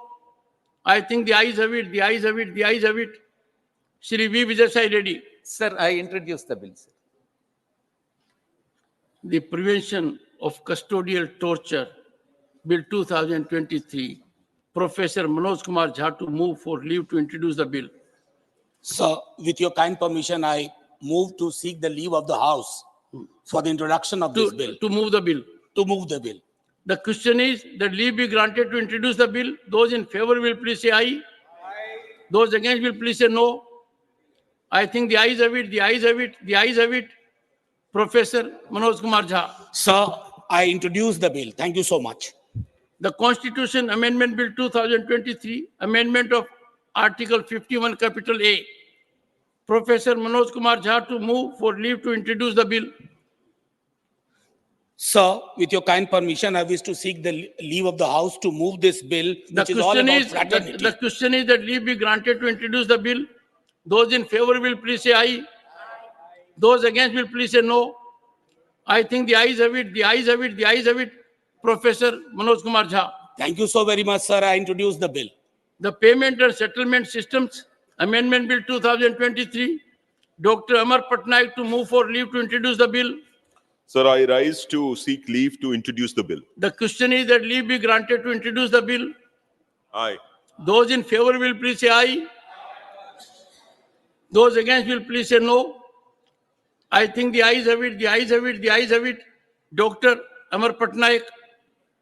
I introduce the bill. Thank you, sir. The Indian Penal Code Amendment Bill 2023, substitution of sections 305 and amendment of section 375. Dr. Amar Patnaik to move for leave to introduce the bill. Sir, I rise to seek leave of the House to introduce the bill. The question is that leave be granted to introduce the bill. Those in favor will please say aye. Aye. Those against will please say no. I think the ayes have it, the ayes have it, the ayes have it. Dr. Amar Patnaik. Sir, I introduce the bill. The Adaptation of Climate Change, Resilience, Rehabilitation and Resettlement Bill 2023. Shrimati Vandana Chauhan to move for leave to introduce the bill. So I move for leave to introduce the bill. The question is that leave be granted to introduce the bill. Those in favor will please say aye. Those against will please say no. I think the ayes have it, the ayes have it, the ayes have it. Shrimati Vandana Chauhan. I introduce the bill, sir. The Constitution Amendment Bill 2023, insertion of Article 16, capital A. Shri M. Shanmugam to move for leave to introduce the bill. Thank you, sir. I move to leave to introduce the bill, sir. The question is that leave be granted to introduce the bill. Those in favor will please say aye. Those against will please say no. I think the ayes have it, the ayes have it. The ayes have it. Shri M. Shanmugam. I introduce the bill, sir. The Motor Vehicle Drivers and Other Workers Welfare Fund Bill 2023, Shri M. Shanmugam, to move for leave to introduce the bill. Sir, I move for leave to introduce the bill, sir. The question is that leave be granted to introduce the bill. Those in favor will please say aye. Those against will please say no. I think the ayes have it, the ayes have it, the ayes have it. Shri M. Shanmugam. Sir, thank you, sir. I introduce the bill, sir. The Representation of People Amendment Bill 2023, Shri Javed Ali Khan, to move for leave to introduce the bill. माननीय सभापति जी, मैं लोक प्रतिनिधित्व संशोधन विधेयक 2023 को सदन में पुरस्थापित करने की अनुमति चाहता हूं। The question is that leave be granted to introduce the bill. Those in favor will please say aye. Those against will please say no. I think the ayes have it, the ayes have it, the ayes have it. Shri Javed Ali Khan. मैं विधेयक को पुरस्थापित करता हूं। The Constitution Amendment Bill 2023, Amendment of Articles 111, 200 and 201, Shri A.D. Singh, to move for leave to amend the bill. Sir, I move to leave for leave to introduce a bill further to amend The question is that leave be granted to introduce the bill. Those in favor will please say aye. Those against will please say no. I think the ayes have it, the ayes have it, the ayes have it. Shri A.D. Singh. I wish to introduce the bill. You With don't your wish. permission, I wish to introduce the bill. No, don't wish. You say I introduce the bill. I introduce the bill. The Special Financial Assistant to the State of Bihar Bill 2023, Shri A.D. Singh, to move for leave to introduce the bill. Sir, I move for leave to introduce the bill. The question is that leave be granted to introduce the bill. Those in favor will please say aye. Those against will please say no. I think the ayes have it, the ayes have it, the ayes have it. Shri A.D. Singh. I introduce the bill. The Indian Penal Code Amendment Bill 2023, insertion of new section 377 capital A. Shri A.D. Singh, to move for leave to introduce the bill. Sir, I move for leave to introduce the bill. The question is that leave be granted to introduce the bill. Those in favor will please say aye. Those against will please say no. I think the ayes have it, the ayes have it, the ayes have it. Shri A.D. Singh. I introduce the bill. The Witness Protection Bill 2023, Shri S. Niranjan Reddy, to move for leave to introduce the bill. Not present. The Compulsory Teaching of Lifestyle for Environment Life in Schools Bill 2023, Shri Biplab Kumar Dev, to move for leave to introduce the bill. I rise to leave to introduce the bill. The question is that leave be granted to introduce the bill. Those in favor will please say aye. Those against will please say no. I think the ayes have it, the ayes have it, the ayes have it. Shri Biplab Kumar Dev. I introduce the bill. The National Commission for Fishermen Welfare and Support Bill 2023, Shri Mastan Rao Bida, to move for leave to introduce the bill. Not present. The Mental Health Care Amendment Bill 2023, Shri Surendra Singh Nagar. Sir, I move for leave to introduce a bill. Let me read out. Let me open the window for you. Shri Surendra Singh Nagar, to move for leave to introduce the bill now. Sir, I move for leave to introduce a bill.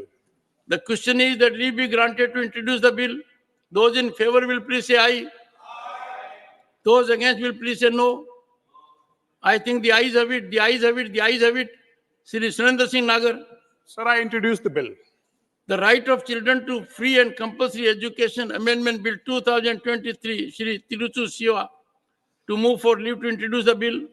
Sir, I move for leave to introduce a bill further to amend the Right of Children to Free and Compulsory Education Act 2009. The question is that leave be granted to introduce the bill. Those in favor will please say aye. Those against will please say no. I think the ayes have it, the ayes have it, the ayes have it. Shri Tiruchi Siva. Sir, I introduce the bill.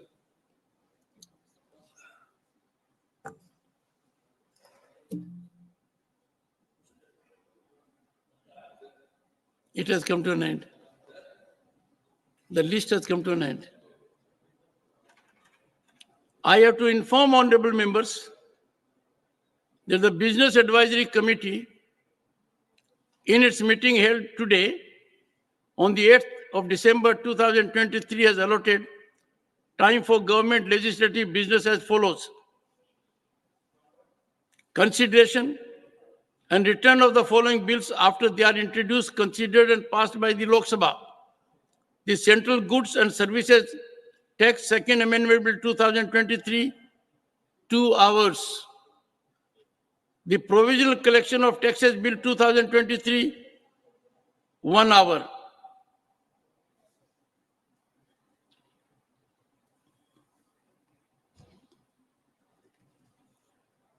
Honorable members, considerable time was taken today for the motions for introduction of about 70 private members' bills. I suggest we may continue with the consideration of private members' bill beyond 4:30 p.m. till 5:15 p.m. After that, permitted special mentions will be taken up. Is that sense of the House?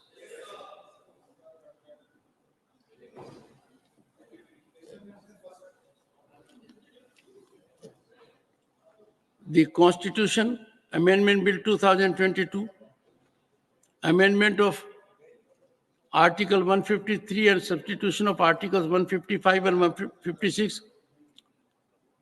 Further consideration of the following motion moved by Dr. V. Sivdasan on the 9th December 2022, that the bill further to amend the Constitution of India be taken into consideration. On the 9th December 2022, Dr. V. Sivdasan had not concluded his speech while moving the motion. He may therefore be called upon to continue his speech. Dr. V. Sivdasan. Respected Chair of the House, here the Constitution Amendment Bill 2022, amendment of Article 153, substitution of Article 155 and 156 is a very important bill. It is in the public interest that the governor's position is to be filled not by the president under the advice of the union government. The governor should be appointed by the state itself. The will of the people has to be respected. The governors cannot act as stooges of the union government. Sir, currently, governors are working as tool of the institution of the union government into the state. We have a lot of examples. The first article of our constitution starts with the sentence that I quote, India, that is Bharat, shall be a union of states. It proves the importance of the states.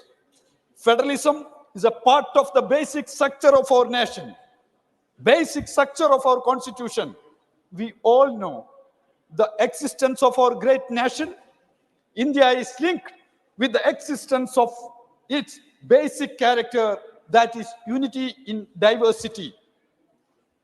If the diversity is ruined, then the majority of the people will be marginalized.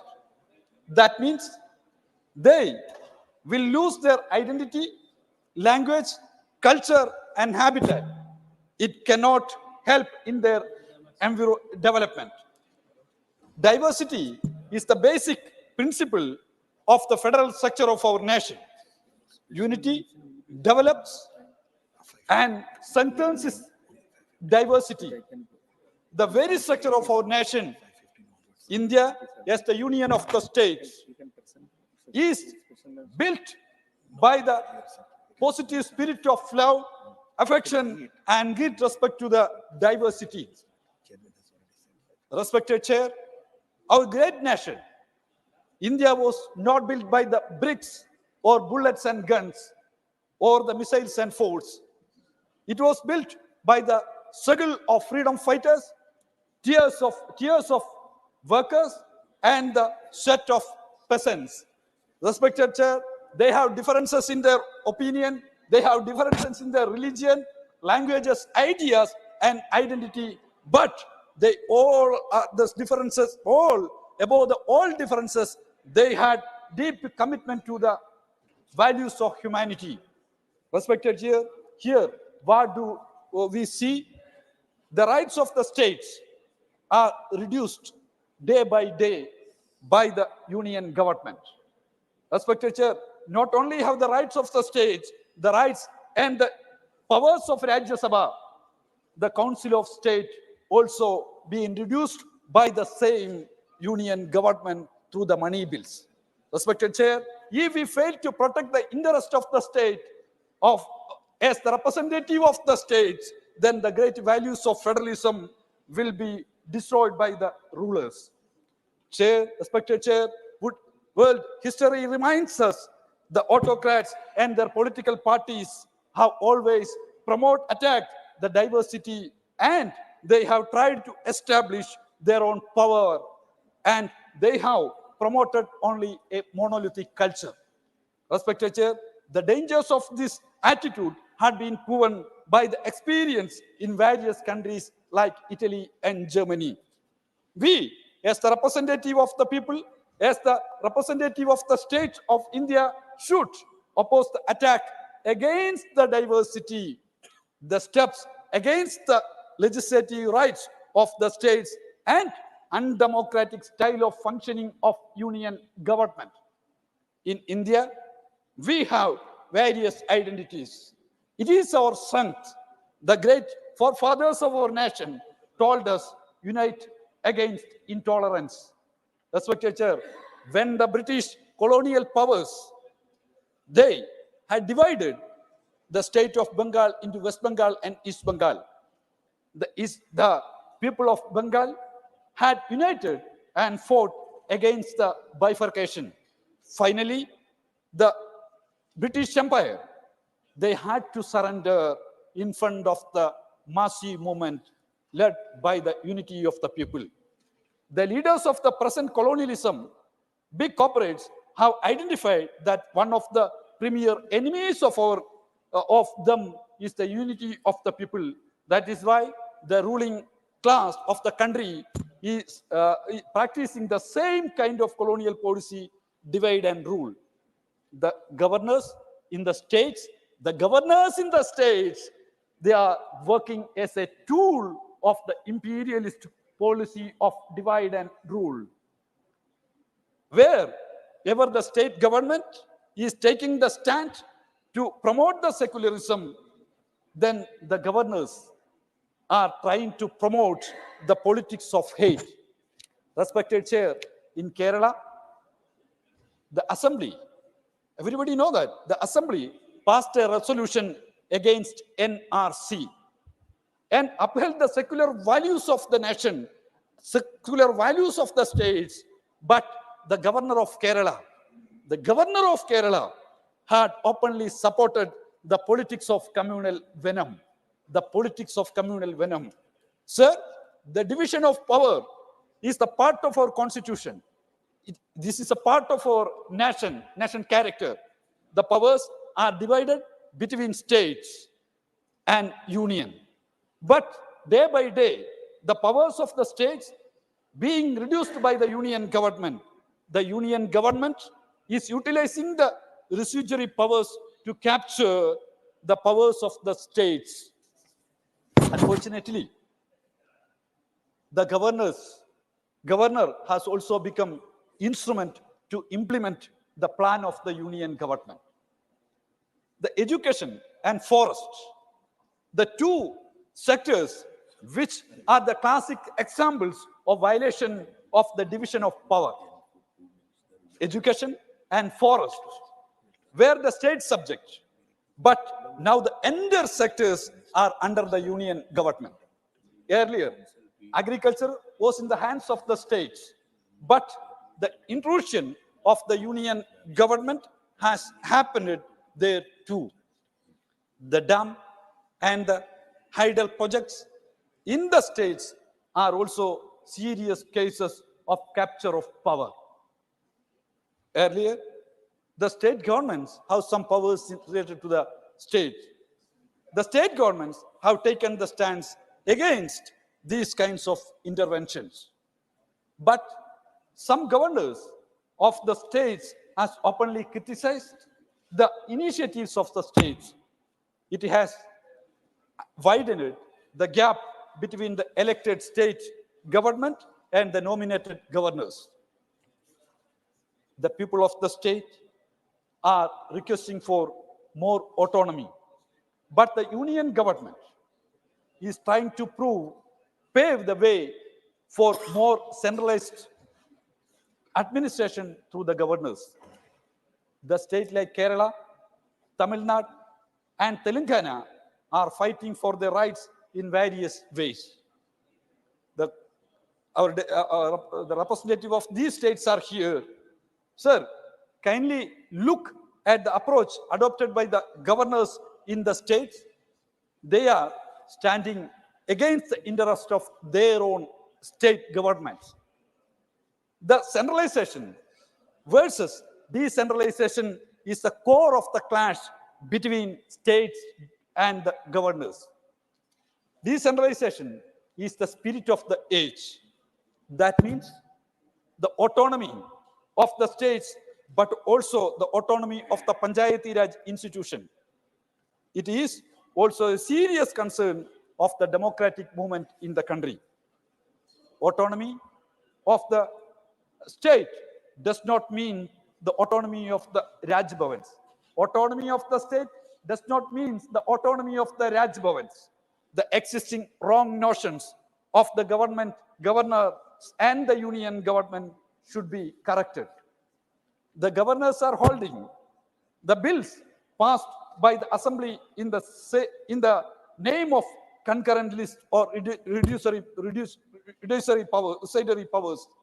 The union government has so far ignored the demand of the states to place at least the residuary powers of legislation in the state list.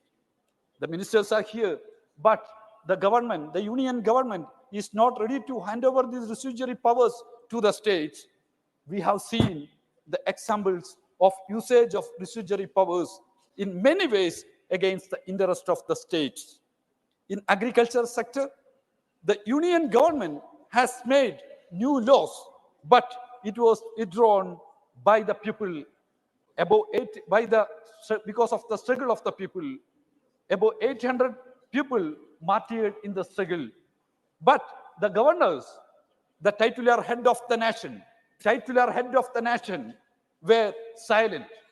They did not make any single statement against the move of the union government, the move of the government against the people, the move against the farmers of their state.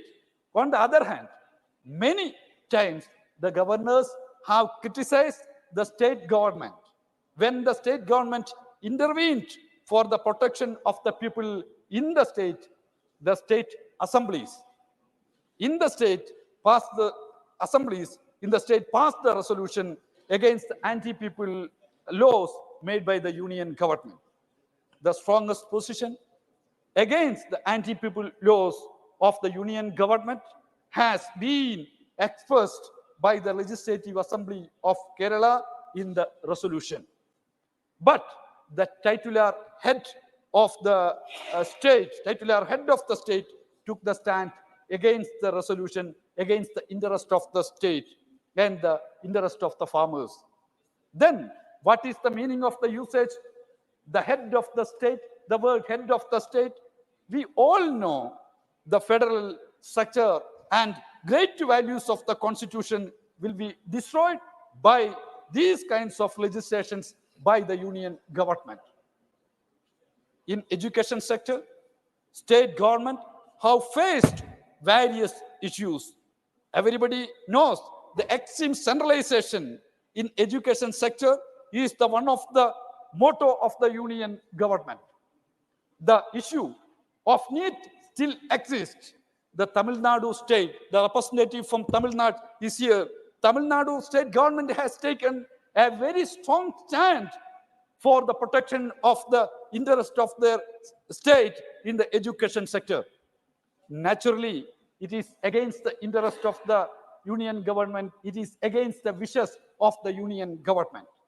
The Legislative Assembly has passed the resolution against the NEET. The governor of the state openly criticized the state government and their principled position on the issue of NEET. The powers in the union government, the union list, are in the hands of the union government. They are taking the decisions unilaterally without any inclusion of the opinion of the states. Moreover, there is no formal institutional structure for the mandatory consultation between the union and the states for the legislation under the concurrent list. Sir, state revenue and the role of the governor should be discussed here. Why? This is an important subject. The revenue of the state is facing a lot of problems because of the intervention of the governors. In this great republic, one of the governor in India openly told the public that he did not sign the budget speech of the state government. It has created an uncomfortable situation in the state. The duty of the governor is to follow the advice of the cabinet. The wise men who have adorned this post had worked in such a way. But reality of this spirit is that the wisdom is rare in Raj Bhavans. The post-liberalization period witnessed a sharp decline in the fiscal health of the state government. Most of the states are facing fiscal crisis. The important factor behind this fiscal crisis strain is the policy of the union government. That is why the states are facing the fiscal crisis.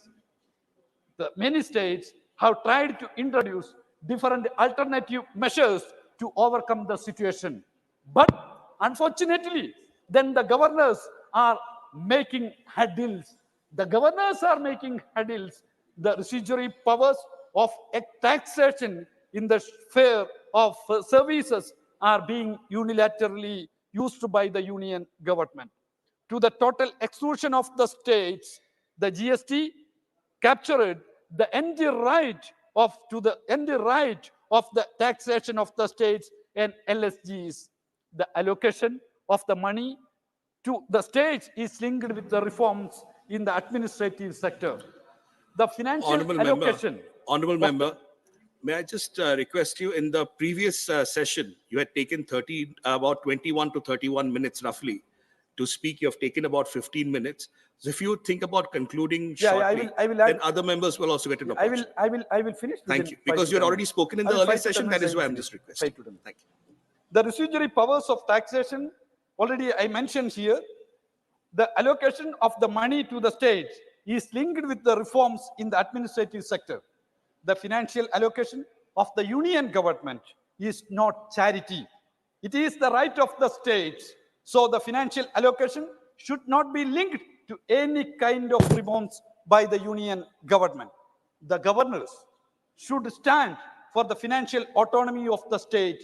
It is the duty of them. The financial burden of the state caused by the governors should be discussed. Fiscal crisis of the states and the expenses of the governors should be debated. I have received an answer from the government to my question that the total expenditure of the National Mission for Libraries in the year 2019-20 is only 73 lakhs. Annual expenditure of some Raj Bhavans is more than 30 times. Respected Chair, media has reported Maharashtra government has given an answer to an RTI question. They revealed that the expenditure of governor for 2 years is 60 crore rupees. It is the 10 times of the allotted amount of the union government to National Mission for Libraries. Currently, the expenditure of the running of the office of the governor and the family of the governor is the duty of the state. This expenditure of the governors should be audited by the society. The governors are appointed by the union government, but the salary and other allowances are paid by the state government. Appointed by the union government, but the salary paid by the union state government. We need to start it is wrapping up, irrational. honorable member. The salary of the representative of the union government appointed by the union government should be paid by the union government. The burden of the salary and upkeep should not be transferred to the state. 1 minute, within 2 minutes, I will finish. The Rajbhavans are representing the colonial era of India. Majority of the Rajbhavans are not only the residents of the governors, but also their leisure houses. Look at the existence, expenditure, and facilities of the Rajbhavans. In Maharashtra, 4 Rajbhavans, Mumbai, Nagpur, Pune, Mahabaleshwar. Sir, one governor is residing in 4 palaces in a single state. A palace for 3 months. That means for the rest of 9 months, the palace is empty. Then how this palace will be maintained? When governor is not there, who will occupy the palace? Crores of Indians are living without a shelter, but a governor, a titular head of the national state, is using 4 palaces. Why these kind of practices are continuing? During the travel, the VVIPs, chief minister and ministers are utilizing the circuit houses or guest houses. Then why the permanent palaces for the governor in different places? They hardly stay in these palaces. Uttarakhand, sir, 2 Rajbhavans, Dehradun and Nainital. Nainital Rajbhavan occupies 220 acres land, which includes 45-acre golf course. The residence of the governor is a highly restricted area, but the golf course is 45 acres. State government should ensure that this land is occupied, land is properly utilized. And in Tamil Nadu, sir, there are 2 Sir, Rajbhavans. I'm giving you the last minute, thereafter Only I'll move I will on. mention on the residential. I've already thing. indulged you Only I in the will previous mention session. this You have spoken residence of the 31 governor. minutes. Tamil Please Nadu, conclude. there are 2 Rajbhavans. There are Chennai and Ooty. Chennai Rajbhavan estate is 156 acres. It is in the reserved forest area. It might be buffer zone. In Tamil Nadu, I don't know, the governor is in the buffer zone. Ooty is one of the noted tourist place of the nation. Is the governor is a tourist, sir? Winter palace, summer palace. How rich a country, sir? In West Bengal, Honorable 2 member, Rajbhavans. I'll have to move on. Yeah. I'm moving West on. Bengal, I'm moving 2 on. Okay, within I'm moving on. 1 second. Please conclude your last comments, please. West Bengal, 2 Rajbhavans. One is Calcutta and second one is Darjeeling. In Odisha, your own state, 2 Rajbhavans. One is Bhubaneswar and another one is I Puri. think I'll have to In move Madhya on. I've Pradesh, given you 2 time. Rajbhavans. I've requested you repeatedly. Please, your and closing comments and we Pachmandi. move on, Okay, sir, please. I am finishing. These things, the governors, the titular head of the states, how they are making the huddles of the state, functioning, administrative function of the state, these things, this August House, please discuss seriously. And I request the state, all of you take the initiative for stop the revenue, making the huddle, making the huddles and taking the wrong practices of the governor and try to end the colonial era practices in our nation. Thank you, sir. Thank you. With these words, Thank you. Motion moved. I now call upon the members whose names have been received for participation in the discussion. Dr. Anil Agrawal, Honorable Member. 9 minutes allotted to you. महोदय, भारतीय संविधान की एक खूबसूरती रही है कि किसी भी पद पर, किसी भी संवैधानिक संस्था पर कोई ना कोई क्रॉस चेक जरूर रहता है।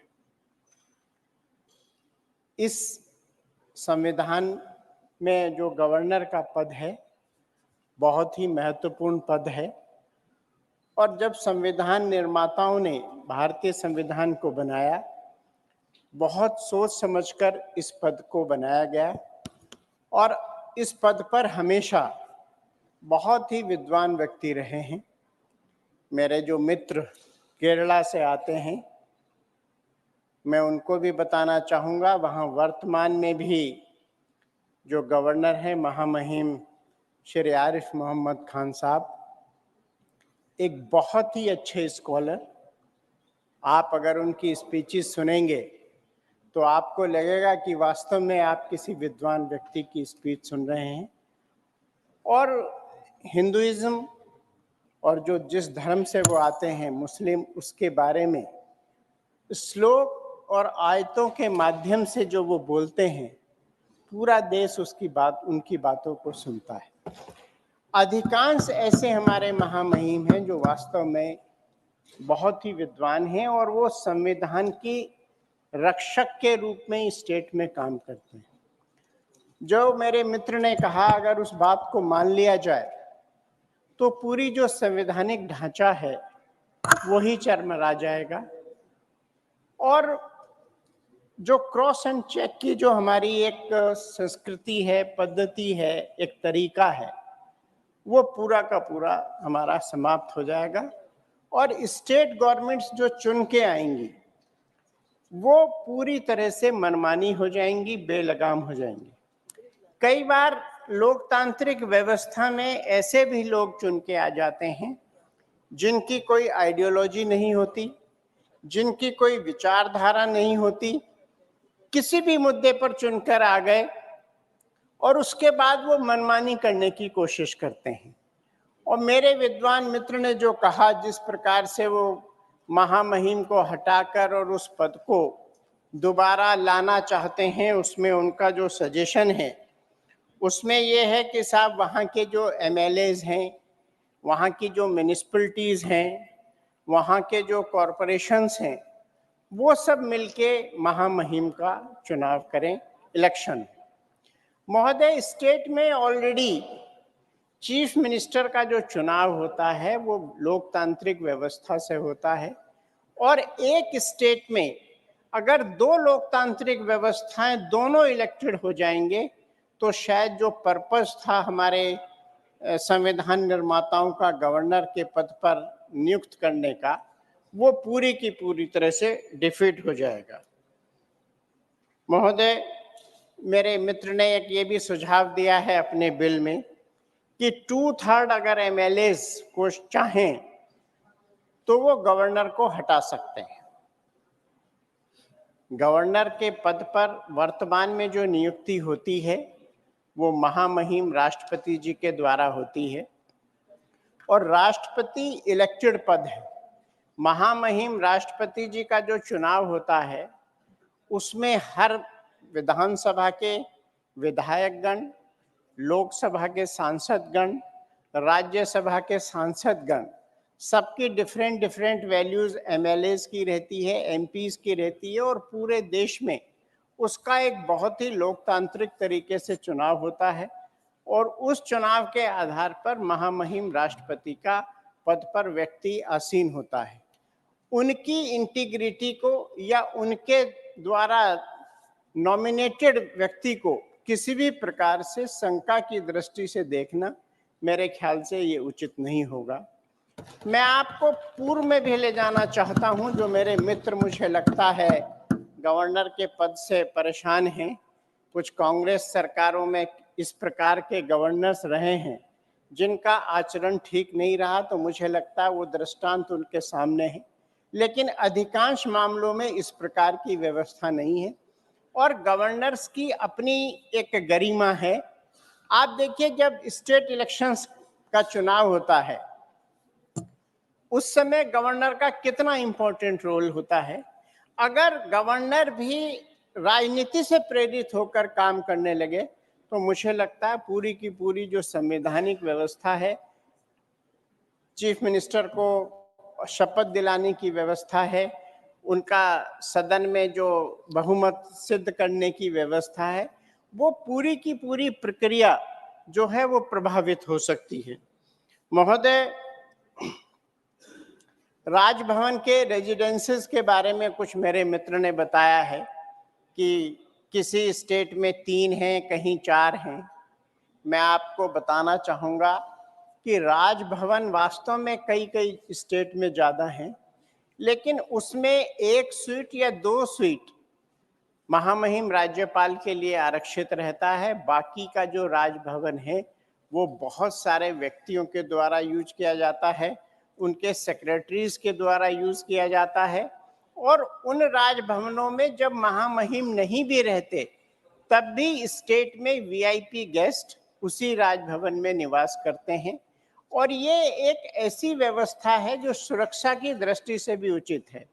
कई बार हमारे बहुत सारे ऐसे गणमान्य व्यक्ति होते हैं जो उस स्टेट में विजिट करते हैं और विजिट करते समय उनकी सुरक्षा का विशेष ध्यान रखा जाता है, तो उनको उन राजभवनों में ठहराया जाता है।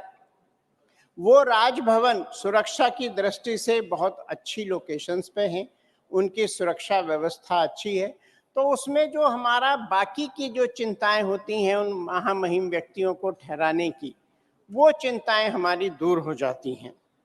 महोदय, आज जो राष्ट्रपति महोदय द्वारा गवर्नर को चुने जाने का, चयनित करने का जो सिस्टम है वो भी बहुत लोकतांत्रिक है, और अगर उसमें हम किसी भी प्रकार की छेड़छाड़ करने की कोशिश करेंगे तो मुझे लगता है उसका रिजल्ट बहुत खराब होगा।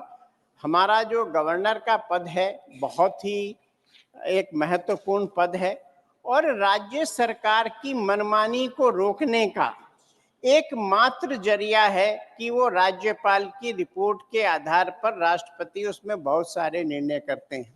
लेकिन मैं यहाँ ये भी बताना चाहता हूँ कि उस व्यवस्था पर भी हमारे न्यायालयों द्वारा उचित कार्रवाई समय समय पर की गई है। अगर किसी महामहिम राज्यपाल द्वारा कोई निर्णय गलत लिया गया है, कोर्ट में चैलेंज हुए हैं बहुत सारे निर्णय, विशेषकर जो उनके निर्णय चैलेंज हुए हैं वो निर्णय हैं जो सरकार के फॉर्मेशन से हैं, सरकार के बनाने से हैं।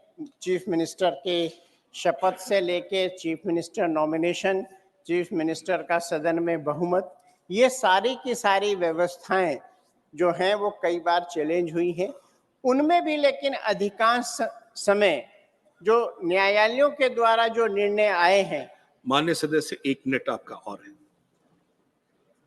और 1 मिनट है। कोई बात नहीं, मैं कंक्लूड करता हूं सर। उनमें भी जो व्यवस्थाएं रही हैं वो ऐसी रही हैं कि उनमें अधिकांश निर्णय जो महामहिम राज्यपाल के द्वारा लिए गए वही निर्णय अपहेल्ड हुए हैं। मैं पुनः अपने मित्र से ये अनुरोध करूंगा कि उन्होंने जो ये बिल लाया है इसको वो वापस लें। उन्होंने कुछ हो सकता है व्यक्तिगत कारणों से या और किसी दबाव में ये बिल लाए हों, लेकिन मुझे लगता है अगर वो बिल वापस लेंगे तो संविधान की मर्यादा बचेगी।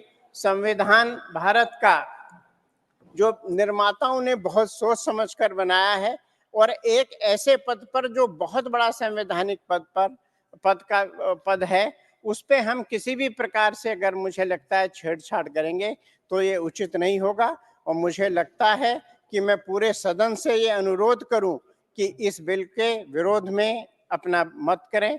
धन्यवाद। जय हिंद, जय Bharat.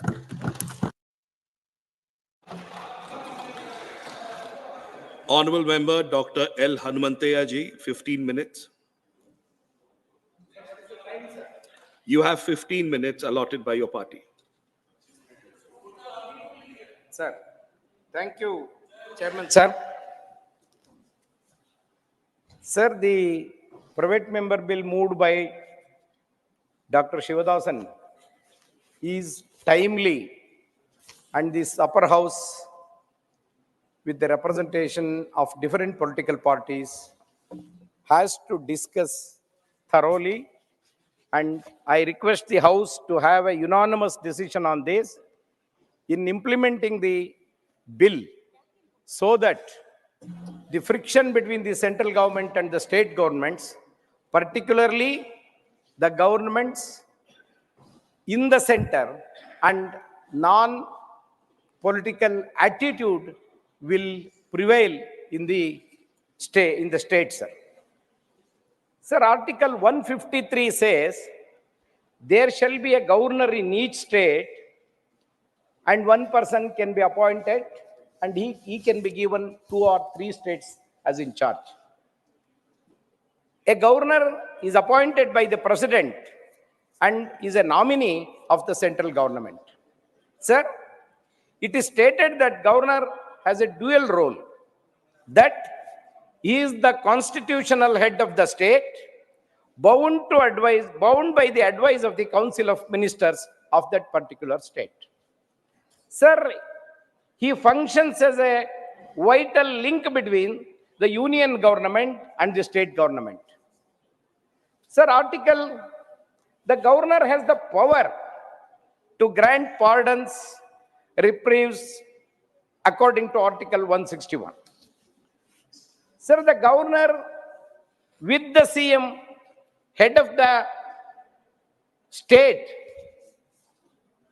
that except some conditions for discretions, he has to take the advice of the chief minister of the state, who is the head of the executive. Sir, the governor appoints the chief minister and other ministers according to the Article 164. He assents, withholds the assent, or reserves the bill for the consideration of the president passed by the Legislative Assembly.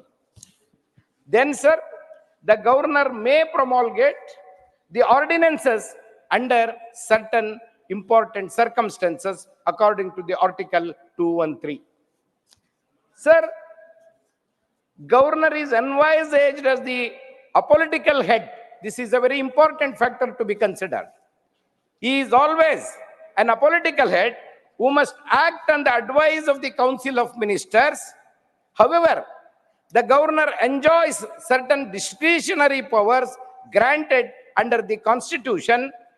For example, giving or withholding assent to a bill passed by the legislature, determining the time needed for a party to prove its majority, or which party must be called first to do so, generally after the hung verdict in any election during the time. Sir, there are no provisions laid down for the manner in which the governor and the state must engage publicly when there is a difference of opinion. There is no provisions laid down so far, sir. Sir, the governor has 5-year term in an office. Sir, in 2001, the National Commission to Review the Working of the Constitution held that governor owes his appointment and his continuation to the union. There is an apprehension that he is likely to act in accordance with the instructions received from the Union Council of Ministers. It is only an apprehension, but it is not the fact. In the Constitution, sir, there are no guidelines for exercise of the governor's powers, including the appointment of a CM and dissolving the assembly. There is no limit set how long a governor can withhold assent of a bill. The governor sends a report to the center, which forms the basis of the Union Cabinet's recommendations to the President for invoking Article 356. This is another important article which the governor has to follow very carefully in the interest of the center as well as the state. Sir, why the attempts have been made to address concerns over the alleged partisan role played by the governors is the question I think we have to address today. Sir, changes regarding the selection of governors. Sir, the National Commission to Review the Working of the Constitution, appointed by the Atal Bihari Vajpayee's government in 2000, suggested that governor of a state should be appointed by the president after consultation with the chief minister of the state, which has to be noticed, and no central government so far has followed this to have a consultation with the Chief Minister.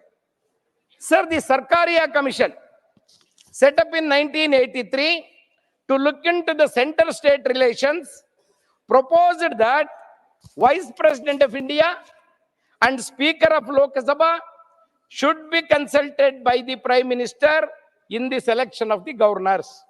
This is another proposal by Sarkaria Commission, which is a landmark commission during that period.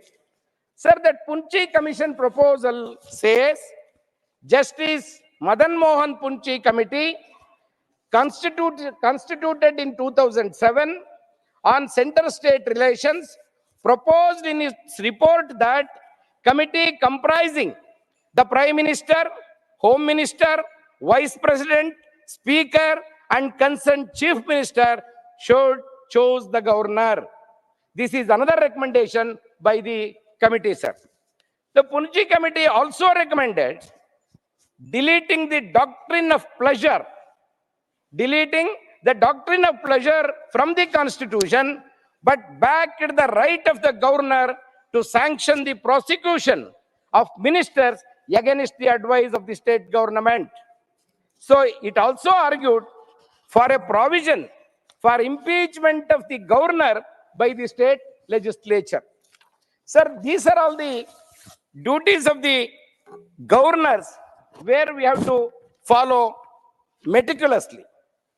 Sir, unfortunately, today, what is happening, what are the comments in the public domain, and how the governor's officers have been treated by the central government, and why the state governments are forced to go to the Supreme Court to implement the constitutional spirit, which are not clear guide, which they don't have a clear guidance in this respect.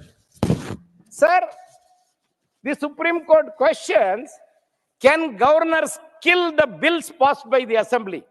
This is the question raised by the Supreme Court, sir.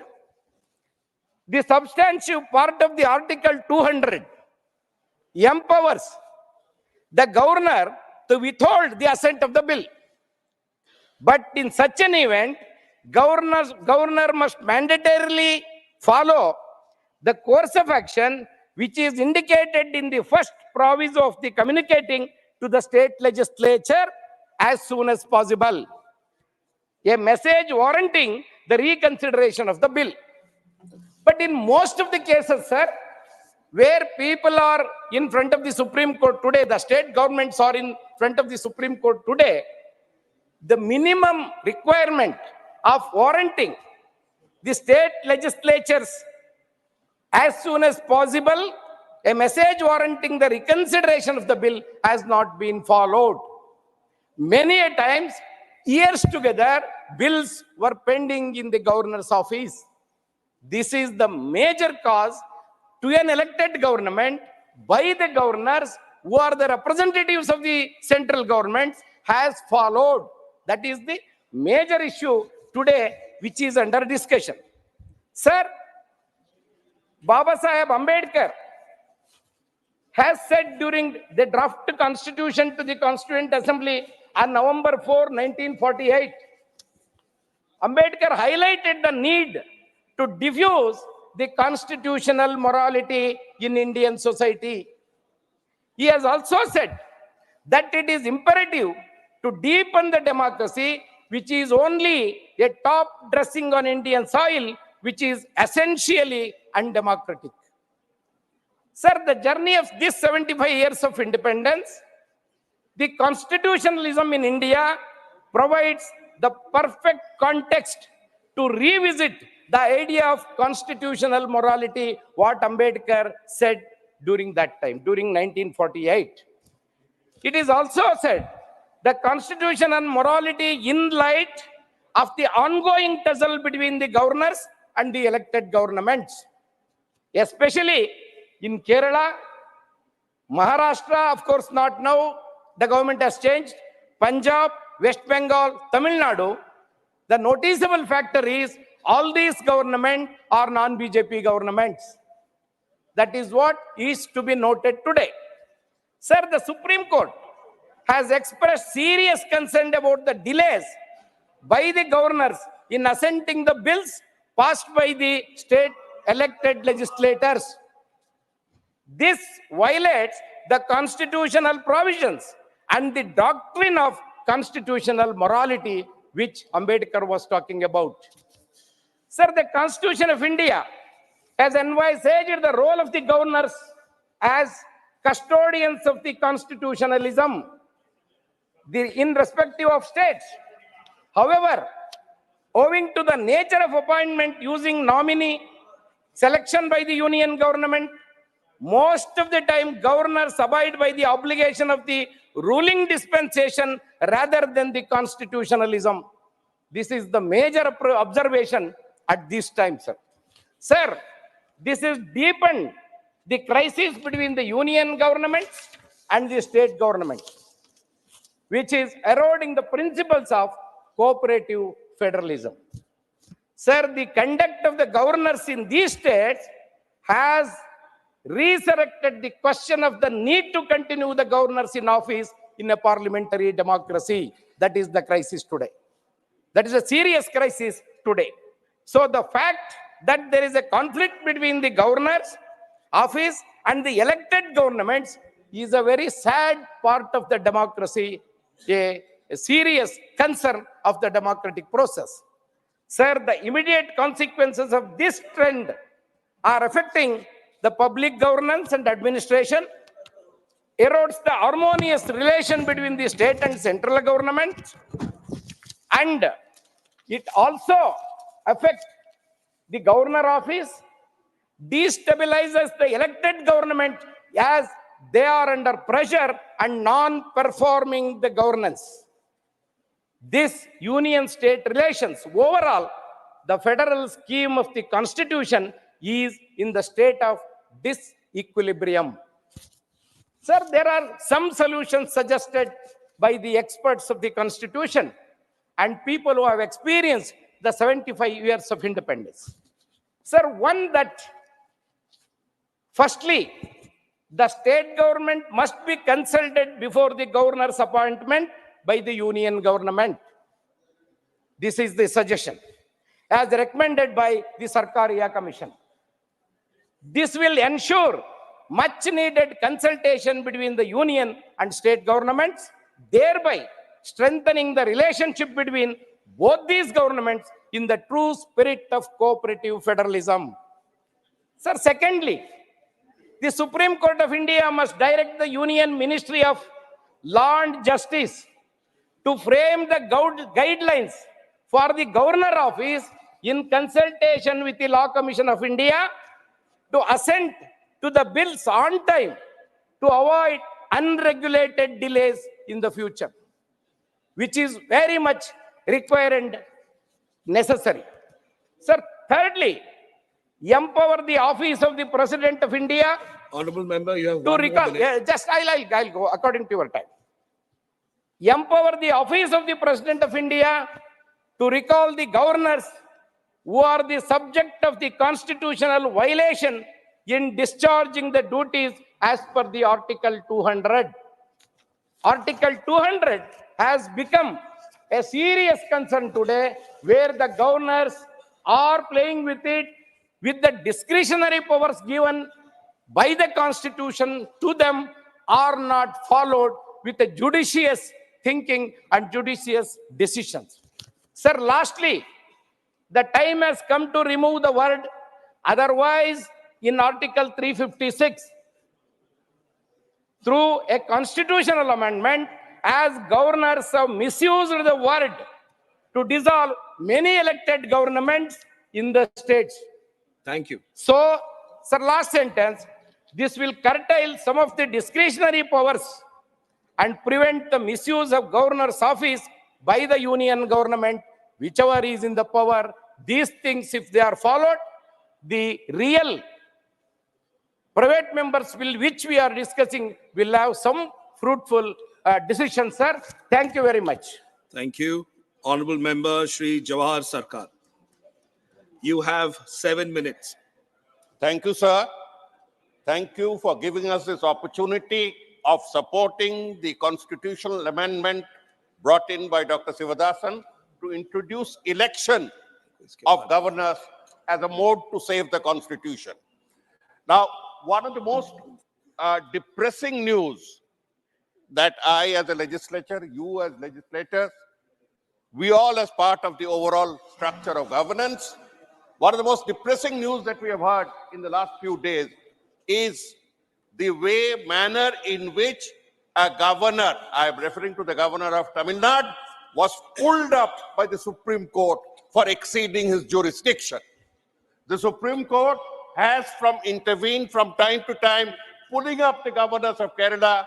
Our governor in West Bengal has set new records, putting up the governors of Maharashtra for exceeding their powers. This all emanates from one mischievous word. I use the word, sir, one mischievous word in the Constitution that was a legacy of the colonial past. And this word is found, discretion is found in Article 163, subarticle clause 2. Now, based on this article, this is a colonial legacy. We all speak of colonial legacy, but we do not know how to define it. Anything that suits, anything that militates against our way of thinking, anything that militates sometimes against what I call the culture of the Ganga Valley is said to be colonial and fit to be dumped out. No, it is not so. Colonialism spells itself out through the mechanics of power and hegemony. Through power and hegemony. And this is proved through the continuation of the powers of the institution of the governor in a democratic federal setup. This post came up from the Government of India Act, Imperial Act of 1919. It was carried on through the Government of India Act of 1935. And I would inform my honorable friends on both sides that the Deputy Chief Minister of West Bengal at that time, Shyama Prasad Mukherjee, whom they respect a lot, had a series of guerrilla wars with Governor Herbert, who did not allow him to exercise his democratic powers. Now, in a free and federal and democratic India, we should have learned the lesson and circumscribed, cut the talons of the governor, but instead we put this 163(2). Today, this bill seeks to bring in 153, an amendment to Article 153 to introduce elections. Now, we can't have a diarchy, sir. This is a democratic polity. You can't have two governments of India. There is one government of India that is elected by 37% vote. We respect it. Respect also the state governments that have been elected by the same electorate for governing their states. And do not assume that just because you have a colonial post, you can interfere with it, you can trip it, you can sabotage it whenever you feel like. You cannot. You have learned your lessons in the opposition. While in the opposition, you will learn them again when you come to the opposition. Now, having said this, West Bengal has the singular fortune of being out with the central government for 49 years. 2-3 generations. My generation has never seen any ability. And the instrument of the post of governor is used for every purpose, including the interference with the intrinsic law and order powers of the state. If there is any comment to be made, let the Home Ministry come up and make a comment. But why should a governor advised by an undersecretary? I am saying, sir, at the cost of contradiction, all governors, irrespective of regime, are run by diktats issued by undersecretaries and deputy secretaries of the Ministry of Home Affairs. Come and challenge it and say, no, I will ask for the correspondence. I know what I'm talking about. It hurts the self-respect of any thinking person. The bureaucrats of North Block cannot be allowed to run a free run over the democratic aspiration of the different peoples of India. The election is because we consider the post of governor to be largely protocol, largely ceremonial, so that the chief minister doesn't have to run to every function. Seedhi baat mein keh diya. But then you can't bear such a huge expenditure. You can't go in for a huge expenditure at the lavish scale on which you have said. The lavish scale itself, whether the bill is passed or not, is a subject that government may like to review because it smacks of colonial imperialism. We have spoken, supposing, I'm giving a minute only, supposing you had a similar institution in the government of India. Supposing you had the president telling you morning and evening, "Ye aapne galat kiya, aapki law and order." I mean, you can't run. You are insulting the people who have elected that government, the central government or the state government. You cannot run. We had a small instance of this when President Zail Singh was having his run-ins with the Prime Minister of India. And that is not a very pleasant experience. Remember that experience and squeeze it to the experience of states. You'll know how you have created a ceremonial post into a nuisance, absolute nuisance. I support the election because the election would again be in tandem with what the people of that Honourable state member, want 1 minute. for the governor, what they want for the governor. Sir, the core of our strength is federalism. As of democracy, it is federalism that represents. I come from a state that is quite distant from the Ganga Valley. I come from a state that is quite distant from Tamil Nadu. But we feel that we are all together because we are respected. If you carry away the self-respect, you destroy India. We are one because we are many. Do not try to homogenize us. With these words, I support them. Thank you. Honorable Member Shri Santosh Kumar P, you have 3 minutes. Thank you, Vice Chairman. Even though the mover of the bill belongs to a political party which is very close to my party, I can't support this bill because my party, the Communist Party of India, stands for the abolition of the very post of governor. And this issue was highly debated in the Constituent Assembly as well, years ago. And Rohini Kumar Chowdhury, a prominent member from Bihar, had stated that a piece of cow dung can spoil entire vessel of milk. She was referring to the activities of the governor of Sindh. It's not history, but this is relevant even today. Governors they have become trouble engines to destroy everything in states. I don't want to give you a details of what is happening in Kerala and Tamil Nadu. Governors have become political manipulators. So why we need the post of governor? The mover have given a detailed list of examples, how the governors are spending money, how decorative their life is, how extravagant they are. So I don't want to add anything more. To perform the role of a governor and the duties of a governor, if at all anything is there, that can be done by the Chief Justice of a state or a Supreme Court Chief Justice. Nothing more is required. So I think it is high time to think about the abolition of the very post of the governor. And secondly, I think almost all parties are in agreement of the continuation of the post of governor. At least let us think about changing the very name of Raj Bhavans, because it's an old British name. No, I am not in favor of the name-changing virus. That virus has affected everywhere in our country, every aspect of life, sphere of life. But Raj Bhavans, these people who are sitting in the Raj Bhavan think they are Rajas of modern time. So they at least let us, take initiative to rename Raj Bhavans. And moreover, I can tell you, this extra-constitutional overstepping activities of the governors must be condoned at any cost. And when we talk about the election of a governors, see, you have these a minute are not relevant because the electoral college which he suggests consists of even local representatives, or representatives from local bodies. That makes it's a very strong position because the chief minister, if you want to elect the chief minister, what you want? You have to, the members of the assembly can elect the chief minister. But here to elect the governor, you need the support of members of the assembly plus local, body representatives. That makes Member, the please post conclude. of the governor Your time is running out. Let me complete, sir, please. 1 minute.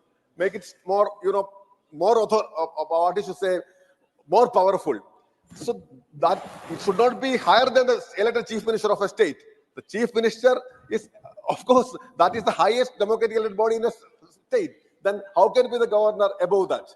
Then, moreover, to dismiss the governor, we don't want the representatives from the local bodies. Honourable member, your time is over. That also Please drawback conclude. of the bill. So Please anyway, sir, let me add this point once again, that we all have to think about the post of governor and this post must be abolished at any cost. Thank you. Thank you. Honorable Shri R. Girirajan ji, just before you start, let me clarify that you have 3 speakers from your party and the total time for your party is only 5 minutes. Total time. So therefore, we'll be only able to provide 2 minutes or max 2.5 minutes per member. It is decided as per the roster. I can't help it. But, sir, Honorable Tiruchi ji, you are a senior member. You were part of the chair, you know. We work by the roster. We can't have a discretion. So 2 minutes, sir. Please. Sir, respected sir. Thank you, sir. Thanks, my leader, Tiruchi Siva. It's the right time to discuss the governor's need or not. I want to say in Tamil, our leader, Peririjar Anna, who has இந்த அவையிலே மிகப்பெரிய தலைவராக பரிணாமப்படுத்தப்பட்ட நேரத்திலே அவர் சொன்ன வார்த்தை ஆட்டுக்கு தாடி தேவையில்லை. Beard not to the goat. Like governor's post not necessary to the government, state governments.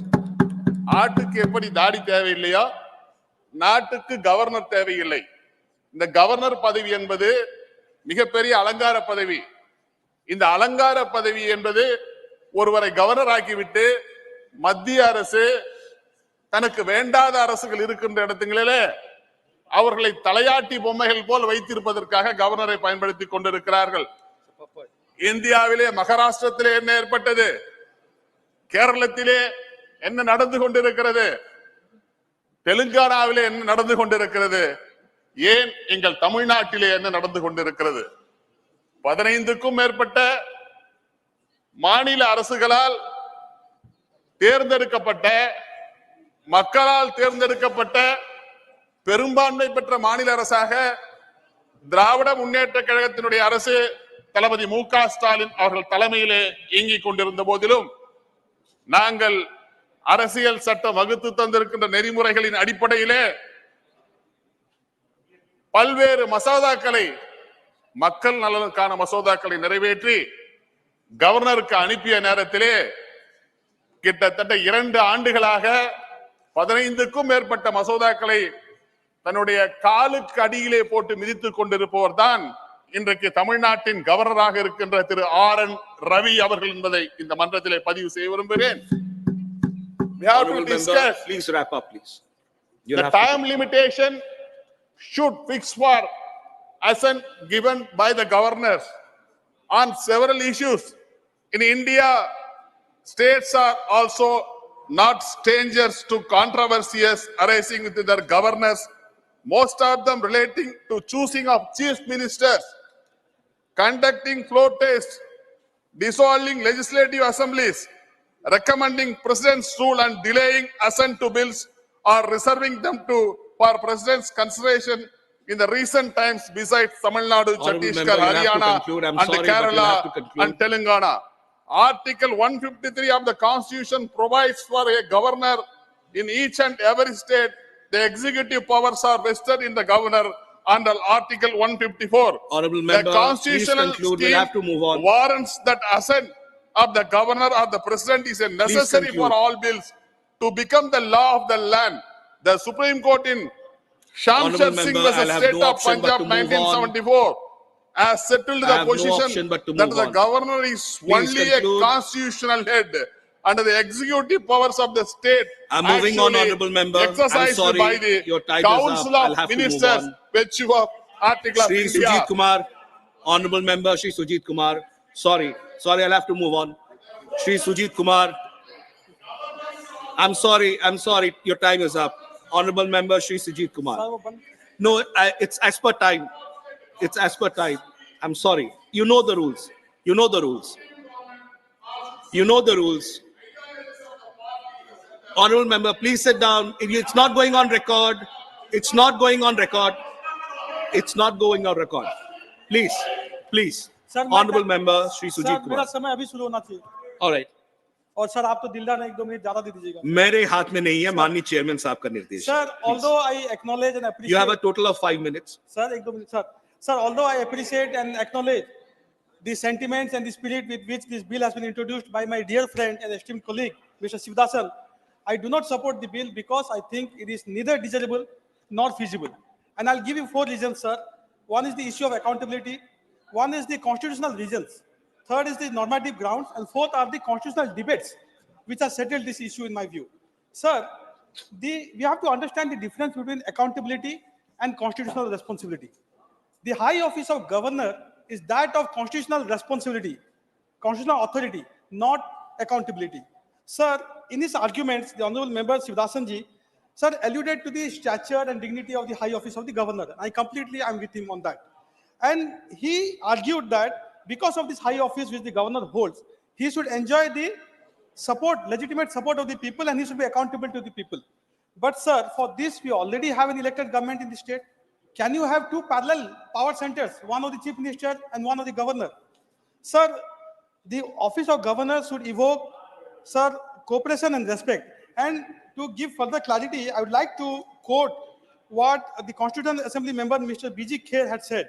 The most important principle of good government in a popular constitution is that no executive functionaries should ever be appointed by popular election. No executive functionaries should ever be appointed by popular election, neither by the votes of the people themselves, nor by those of their representatives. Sir, next I come to the normative grounds why I oppose this bill.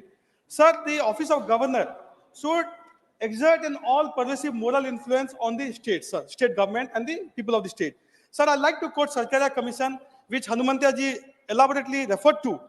Sir, Sarkaria Commission on Interstate Relations quoted the office of governor as the constitutional head is to act as friend, philosopher, and guide to the elected government, the Council of Ministers.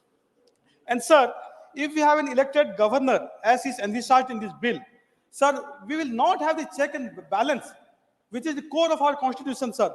How can an elected governor, sir, operate freely without being beholden to the party that has elected or that has chosen that person to be elected? Sir, how can the governor think independently? Sir, these are the reasons why I oppose this bill. Sir, while addressing the Conference of Governors in June 2005, the former President of India, Dr. Kalam, observed that while there are many checks and balances provided by the Constitution, the office of the governor has been bestowed with the independence to rise above the day-to-day politics and override compulsions either emanating from the central system or the state system. Sir, now I'll refer to the constitutional grounds why I oppose this bill. Sir, in our scheme of things, constitutional scheme of things, the governor plays a very important role in maintaining the federal structure of our constitution, which also is part of the basic structure in the Supreme Court judgment of 1973, Kesavanand Bharati judgment. Sir, the celebrated judgment of S.R. Bomai versus Union of India explains in detail the importance of this role, and I quote, this is the Honorable Supreme Court. The key actor in the center-state relations is the governor, a bridge between the union and the state. The office of the governor is a vital link and a channel of impartial and objective communication of the working of the constitution by the state government to the President of India. And he goes on, the judgment goes on, because of paucity of time, I will not get to it. Sir, it is also important for the House to visit the Sarkaria Commission report on the role of the high office of the governor, and I will briefly quote from the report. The governor in our system does not function as a constitutional head for the whole gamut of his responsibilities. There is an important area, though limited and subject to constitutional constraints, within which he acts in the exercise of his discretion. Honorable member, last minute. Sir, he is a live link of channel between the union and the states. He is a live link of channel between the union and the state. Sir, finally, I'll refer to the constitutional debate. Sir, on this very issue, eminent member T.T. Krishnamachari had quoted, and I quote, the position is either you make the legislature supreme or you make the governor supreme. If you adopt the presidential system, the governor is supreme. But under the parliamentary system that we have, the legislature and the leader of the majority party in the legislature will be supreme. The choice is obvious, and that choice is logical. Sir, unquote. Sir, in their infinite wisdom, the founding fathers of our constitution had anticipated such a situation. And there was elaborate discussion for 2 full days, sir, on 30th of May 1949 and 31st of May 1949. And 2 alternatives were suggested. Sir, give me, sir, 30 seconds. Sir, alternative 1. This is Article 131 of the draft Constitution of 1948. First alternative, the governor of a state shall be elected by direct vote of all persons who have the right to vote at the general election for the legislative assembly of the state. This is the first alternative. Second alternative, The governor of a state shall be appointed by the president Honorable member. by warrant under the 30 seconds, sir, and sealed from a panel of 4 candidates to be elected by the members of the Legislative Assembly of the state, or where there is Legislative Council Please in the state by conclude. all the members. Please conclude. Sir, after exhaustive and elaborate discussion, deliberation, debate, the Constituent Assembly adopted the second alternative with some modification, which is Article 151 as it stands today, that the governor of a state We'll shall have be to appointed conclude. by the president Honourable by member. warrant under his hand and seal. And sir, our first Prime Minister Pandit Nehru also, sir, sided with this argument, the second alternative. Please conclude. And Please sir, conclude. I feel there is no compelling reason to deviate from the wisdom of our founding fathers, and I oppose this. This is the reason I oppose this. Honorable member, Professor Manoj Kumar Jha, you have 3 minutes. Vice chairman साहब, आपको शुक्रिया कहने में और जय हिंद बोलने में ही वक्त गुजर जाएगा। बहरहाल, माननीय उपसभापति महोदय, वाइस चेयरमैन साहब, मैं उन तमाम पीड़ित राज्यों के पक्ष में खड़ा हूं जो अपने अपने लाट साहब से परेशान हैं, और परेशानी कई तरह की है। मैं तो ये मानता हूं हमारे बीजेपी के मित्रों के पास बहुत अच्छा पूल है। अब यही कितने लोग हैं जिनको मैं चाहूंगा अपने स्टेट ले जाऊं, बिहार गवर्नर बना करके। अच्छे लोग हैं, लोकतांत्रिक, विशाल हृदय। तो सर, माननीय उपसभापति महोदय, एक वाकया बताना चाहता हूं। 1952 में बीसी राय, कोई नहीं है तृणमूल के शायद, बीसी राय वेस्ट बंगाल के चीफ मिनिस्टर थे।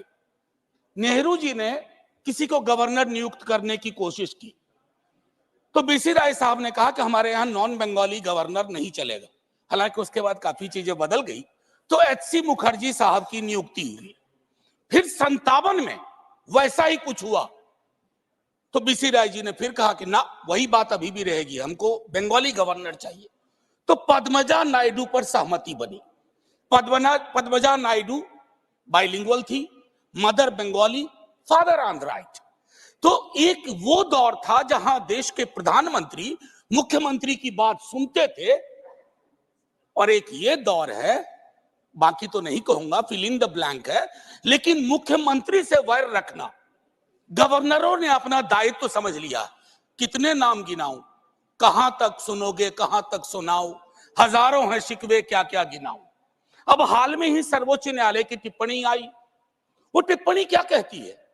ये गवर्नर सचमुच अपने को लाट साहब समझते हैं। जब एक राज्य में, राज्य की चुनी हुई व्यवस्था का मुख्यमंत्री अगर वो कुछ करना चाहते हैं, गवर्नर साहब बिल पे बैठ जाते हैं। वो बिल पे नहीं बैठते हैं, जन आकांक्षाओं पे बैठ जाते हैं। और जन आकांक्षाओं पर अगर कोई व्यक्ति बैठ जाता है, तो आप ये यकीन मानिए कि वो चुनी हुई सरकार के लिए प्रतिरोध के क्षण हर वक्त उत्पन्न करता रहता है। मैं आपको एक और उदाहरण दूं, माननीय वाइस चेयरमैन साहब। जिन राज्यों में केंद्र की सत्ता, वाइस चेयरमैन साहब, तेरे आने और तेरे जाने में हमने सदियों का फासला देखा। कंक्लूड करें। मैं सिर्फ 1-1.5 मिनट लूंगा सर, कोई नहीं, बस 1-1.5 मिनट, आपको दोबारा टोकना नहीं पड़ेगा जय हिंद से पूर्व। तो मैं देखिए, तारतम्य टूट गया। क्या बता रहा था? दूसरा वाक्य बता रहे थे। कंक्लूड करें मान्यवर। हाँ सर, मैं ये कह रहा था, प्लीज, माननीय नीरज जी, प्लीज। माननीय नीरज जी, प्लीज।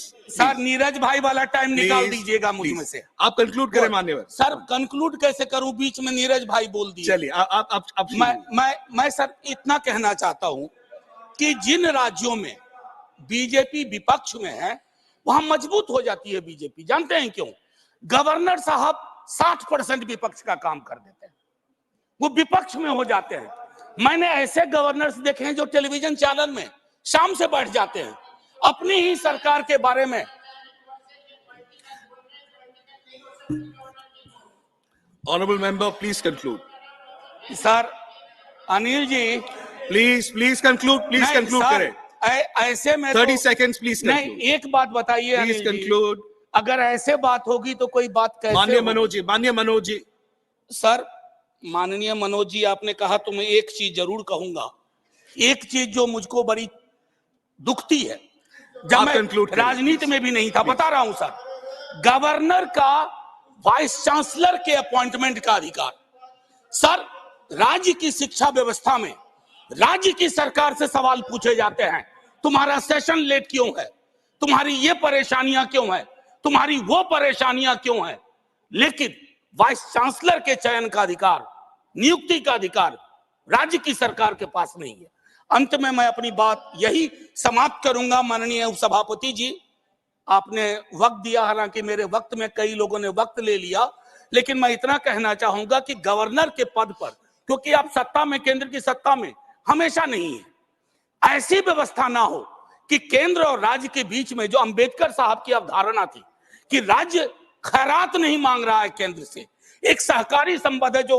और आखिरी सर, आखिरी इसके बगैर कहूंगा आपको भी अच्छा नहीं लगेगा, आप बाहर कहिएगा कविता नहीं सुनाई, तो सर लाट साहबों के नाम, लाट साहबों के नाम, प्लीज प्लीज प्लीज, कोई उम्मीद बर नहीं आती, कोई सूरत नजर नहीं आती, पहले आती थी हाले दिल पे हंसी, अब किसी बात पर नहीं आती, काबे किस मुंह से जाओगे गालिब, शर्म तुमको मगर नहीं आती। जय Hind sir. Thank you, honorable member. Honorable member, Dr. John Brittas, 2 minutes. Very brief, sir. Very brief. Sir, the slogan of Honorable Prime Minister is cooperative federalism. The tagline of G20 was that 3 Ds: democracy, development, diversity. In application, in implementation, the 3 D is like destabilize, disrupt, defame. किसको? Opposition governments को. ये destabilise, defame, disrupt करने के लिए उनका हाथ एक tool है, ये गवर्नर साहब, ये चल रहे हमारा देश में। मिस्टर अनिल अग्रवाल, उनका दोस्त है केरल का गवर्नर, वो बार बार वहां आ रहे, उससे पूछ लीजिए। Sir, my only request, I will be very brief, my only request to them is that if at all they want to ensure democracy, federalism in this country, let them adhere to cooperative federalism and remove all those people, because in our country there are 2 areas now, like flood affected, drought affected. One is ED affected area and governor affected area. Let us finish with this. Please pull back all your tools and ensure that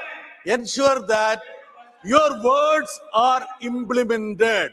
Let there be no difference between your words and deeds. Sir, I respect you. That's why I'm going to sit down. Thank you very much. Honorable member Shri Khiru Mahato ji, 2 minutes. सभापति महोदय, मैं मानता हूं कि वर्तमान परिदृश्य में राज्यपालों, उपराज्यपालों की नियुक्ति प्रक्रिया तथा उनके क्रियाकलाप भारत के लोकतंत्र के हित में नहीं है। संविधान के प्रथम अनुच्छेद में कहा गया है कि भारत राज्यों का संघ होगा। अगर जनता द्वारा लोकतांत्रिक तरीके से चुनी हुई सरकार के विधायी कार्यों में राज्यपाल के रूप में केंद्र सरकार द्वारा नियुक्त व्यक्ति दुर्भावना से ग्रसित होकर हस्तक्षेप करेगा तो ये भारत के संघीय प्रणाली का अपमान है। प्रस्तावित विधेयक में अनुच्छेद 153 के प्रस्तुत में सुझाव के समर्थन करते हुए कहना चाहता हूं कि राज्यपाल को किसी एक राज्यपाल की ही जिम्मेदारी दी जानी चाहिए और किसी कारणवश पद रिक्त होने पर राज्यपाल के कार्यों का निष्पादन राष्ट्रपति के द्वारा किया जाना चाहिए। मैं विधेयक के प्रस्तावित वर्तमान अनुच्छेद 155 की जगह संशोधित अनुच्छेद 155 जो राज्यपाल के निर्वाचन से संबंधित है उसकी प्रतिस्थापना का समर्थन करते हुए मानता हूं कि जिस प्रकार भारतीय संसद राष्ट्रपति, लोकसभा और राज्यसभा से बनता है उसी प्रकार राज्यों के विधानमंडल, राज्यपाल, विधानसभा और विधान परिषद से बनते हैं। अतः जिस प्रकार राष्ट्रपति का चुनाव अप्रत्यक्ष रूप से निर्वाचित सांसदों और विधायकों द्वारा किया जाता है उसी प्रकार राज्यपाल का चुनाव अप्रत्यक्ष रूप से राज्य में निर्वाचित विधानसभा सदस्यों, ग्राम पंचायतों, नगर पालिका और नगर निगमों के निर्वाचित सदस्यों द्वारा किया जाना चाहिए। राज्यपाल, उपराज्यपाल की सेवा अवधि राष्ट्रपति के मर्जी पर निर्भर है। राष्ट्रपति अपनी इच्छा अनुसार राज्यपाल का स्थानांतरण किसी अन्य राज्य में कर सकते हैं। आप पद मुक्त कर सकते हैं। राज्यपाल की सेवा की कोई संवैधानिक सुरक्षा नहीं है, इसलिए राज्यपाल केंद्र सरकार के हाथों की कठपुतली बनकर रह जाता है और स्वयं स्वयं विवेक से कार्य नहीं कर पाता। अगर राष्ट्रपति की तरह राज्यपाल का निर्वाचन होगा माननीय और सदस्य राष्ट्रपति की कंक्लूड तरह ही करें। महाभियोग लगाकर उसको हटाने कठिन प्रक्रिया होगी, तो राज्यपाल स्वतंत्र होकर बिना किसी दबाव में अपने दायित्व का निर्वहन कर पाएंगे।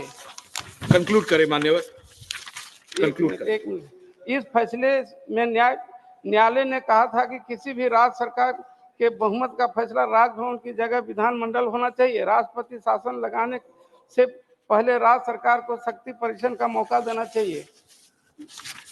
माननीय महतो जी, कंक्लूड करिए। महोदय, संविधान निर्माण के समय मसौदा समिति ने राज्यपालों की नियुक्ति या चुनाव का मामला संविधान के सभा का निर्णय के लिए छोड़ दिया था। आजादी के 75 वर्ष के बाद अमृत काल में देश मजबूत से आगे बढ़ा है और भारत की एकता, अखंडता, संप्रभुता को कोई खतरा नहीं है। इसलिए लोकतंत्र के संघीय ढांचे को और मजबूत बनाने के लिए राज्यपाल के शक्तियों का केंद्र सरकार द्वारा दुरुपयोग रोकने के लिए मैं राज्यपालों के निर्वाचन का सुझाव देने वाले विधेयक का समर्थन करता हूं।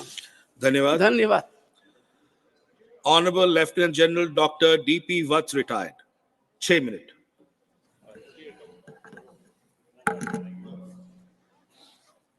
माननीय सभापति जी, मैंने डिबेट सुने, but I will see it through the eye of nation first.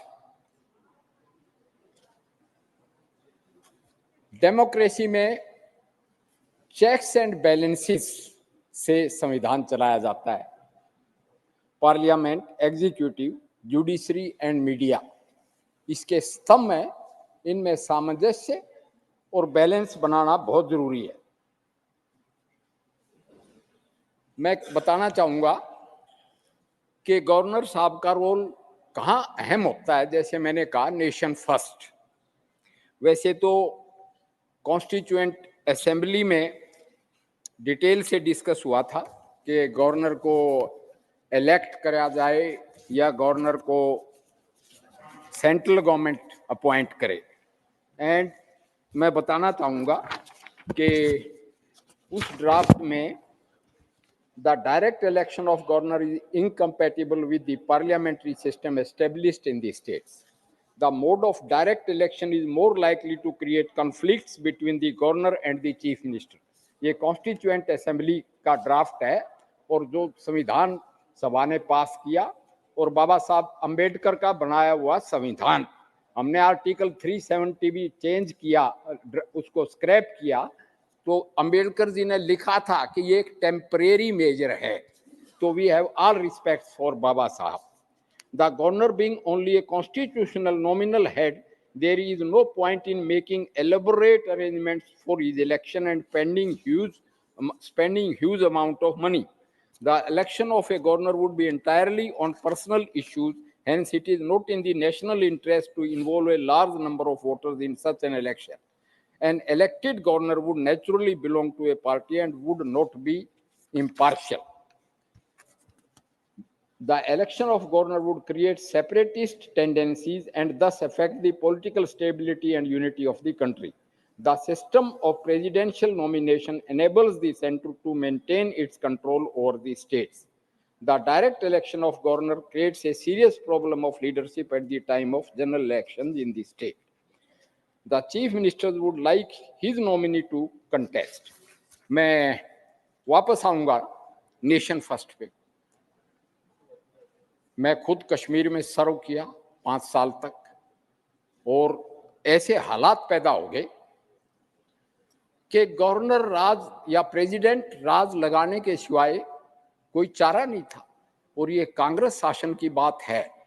Presidential government यानी जनरल केवी कृष्णा राव 6 साल तक लगातार रहे और उसके लगने के बाद भी जो मार धाड़, असेंबली में बम ब्लास्ट हुए और कितनी वायलेंस हुई, तो मैं ये कहूँगा नेशन फर्स्ट के मद्देनजर प्रेसिडेंशियल रूल नहीं, कई दफा armed forces special powers act भी लगाना पड़ता है। जैसे लगा था ईस्टर्न सेक्टर में, हमारी सरकार ने उसको विड्रा कर लिया जैसे डेमोक्रेसी मैच्योर होने लगी। एक शिवदासन साहब ने कहा था, इसी तरह मैं पंजाब का जिक्र करूंगा। आप सब ने देखा है कि नौबत कहां तक पहुंची कि एक धार्मिक स्थल पे भी एक्शन लिया लेट इंदिरा गांधी जी की गवर्नमेंट ने, और सबसे बड़ा अनकॉन्स्टिट्यूशनल काम हुआ कि सुप्रीम कोर्ट ने डायरेक्ट कर दिया, पार्लियामेंट भी सपोर्ट किया, और 3 प्रधानमंत्रियों ने, यानी राजीव लांगोवाल अकॉर्ड भी हुआ, कितने अकॉर्ड हुए, और बनाई सतलुज यमुना लिंक कैनाल को पाट दिया गया। अगर और अभी भी पानी जाना मंजूर है पाकिस्तान में, जलंधर और लुधियाना इसी साल डूबे, मगर अपने छोटे भाई हरियाणा को पानी नसीब नहीं है। तो सेंटर की लगाम स्टेट के ऊपर होना बहुत जरूरी है। ऐसा ही जैसा कि कहा कि debate is governor should be elected और he should be appointed. I am totally for appointment of government because administration का रूल है कि डेमोक्रेसी में फेडरलिज्म भी है, डिसेंट भी है, और सेंटर की हुकूमत भी है, मगर कमांड एंड कंट्रोल में, माननीय सदस्य कंक्लूड करें। हाँ बिल्कुल करूंगा। कमांड एंड कंट्रोल का रूल है कि यूनिटी ऑफ कमांड होनी चाहिए, मल्टीप्लिसिटी ऑफ कमांड तो विद इन लिमिट्स हो सकती है, अदरवाइज ये फेडरेशन टूट जाएगी। और मैंने कुछ एग्जांपल्स दिए। हमारा मुल्क मैच्योर तो है, शिवदासन जी ने कहा, वैसे कार्ल मार्क्स तो डेमोक्रेसी के ही खिलाफ थे, जिस पार्टी से आप बिलोंग करते हैं। वो तो धर्म को भी ओपियम ऑफ द पीपल बोलते थे। और हमारा मुल्क 750 650 स्टेटों के कॉन्ग्लोमरेट से सरदार पटेल जी ने इकट्ठा किया था। भिन्न भिन्न भाषाएं हैं, उसमें यूनिफाइंग फैक्टर्स हैं। यूनिफाइंग फैक्टर खेल, कंक्लूड करें, 6 मिनट हो चुके। हमारा संस्कृति, हमारा सिनेमा और हिंदुस्तानी फौज। तो मैं कहूँगा, टाइम की पाबंदी का मैं पालन करूँगा कि governor should B a representative of the central government, he should achieve the checks and balances, and it is a must for keeping the country united. Thank you. Thank you. Honorable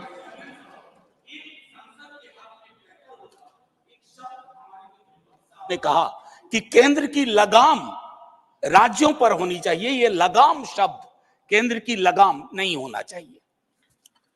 Honorable Shri M. Shanmugam, you have 2 minutes. Unfortunately, you have 3 speakers, so I'm able to give you only 2 minutes. Please Thank start. you very much, sir. Sir, on behalf of my DMK party, I would like to thank friend Dr. Sivadathan for bringing this important constitution amendment bill for discussion. As per the constitution, role of the governor is only a ceremonial, and he is a titular and head of the state because he is simply nominated by the president, in other words, by ruling party of the center. He is supposed to be a bridge between the state and union.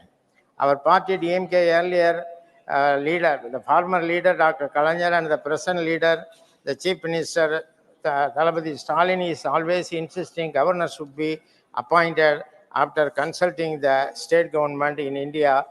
In India also, the founding father of the constitution have observed that the convention will be developed whereby the governor will be appointed after the consulting the state. The role of the governor is very limited and is bound by the advice of the cabinet, which has been reiterated by the judicial decisions umpteen times. The governor of Tamil Nadu is overstepping his authority and his publicity criticizing the state government and cabinet decision. Sir, the chief minister has mandate of the people and is elected chief executive of the state when our state government took the matter is not giving the assent to the bill, the sitting over the bills by the governor. The Supreme Court expressed serious concern over the delay by the governor on giving assent to the bills passed by the state assemblies. When he returned these bills by the state assemblies, after the observation of the Supreme Court in a special session, all these bills were passed by Tamil Nadu State Assembly. During the special session, our Chief Minister accused the governor and insulting the Assembly and the people of the state by returning the bills, adding to the governor of Tamil Nadu returned the bills without stating any reason. Once the bill resent to the governor, it is like money bill Honorable and has member, no please option conclude.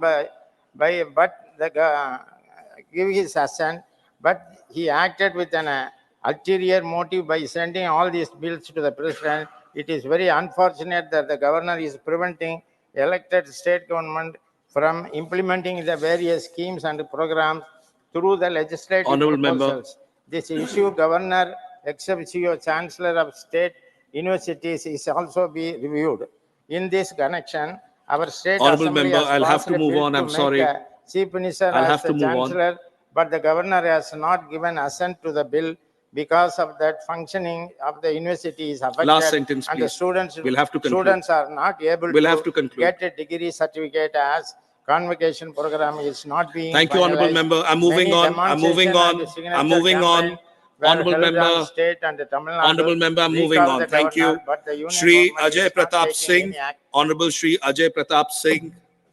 I'm sorry. Nothing else is going on record, honorable member. Thank you. I'm sorry. Time has run out. Honorable Shri Ajay Pratap Singh, 6 minutes. धन्यवाद उपसभापति महोदय। माननीय शिवदासन जी द्वारा जो संशोधन विधेयक यहाँ पर प्रस्तुत हुआ है, उस विधेयक के विपक्ष में बोलने के लिए मैं खड़ा हुआ हूँ।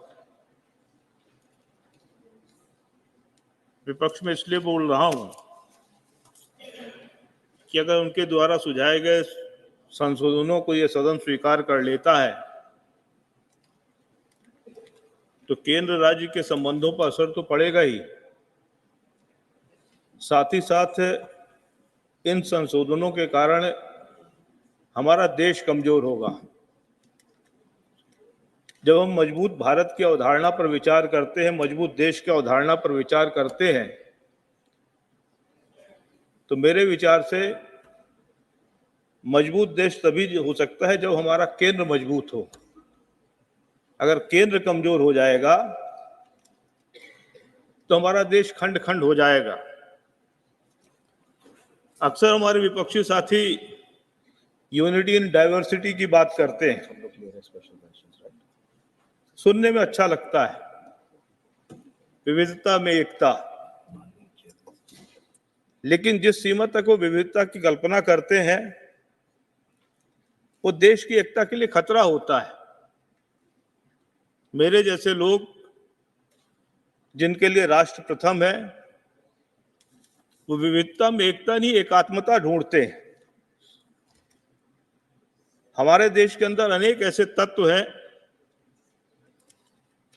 जिसके कारण हमारा देश एक है, एक सांस्कृतिक बोध है, एक सांस्कृतिक मूल्य है, और इसीलिए हम लोग वन नेशन वन पीपल की अवधारणा पर विश्वास करते हैं। हम जिस संविधान को हम लोगों ने अंगीकार किया है, स्वीकार किया है,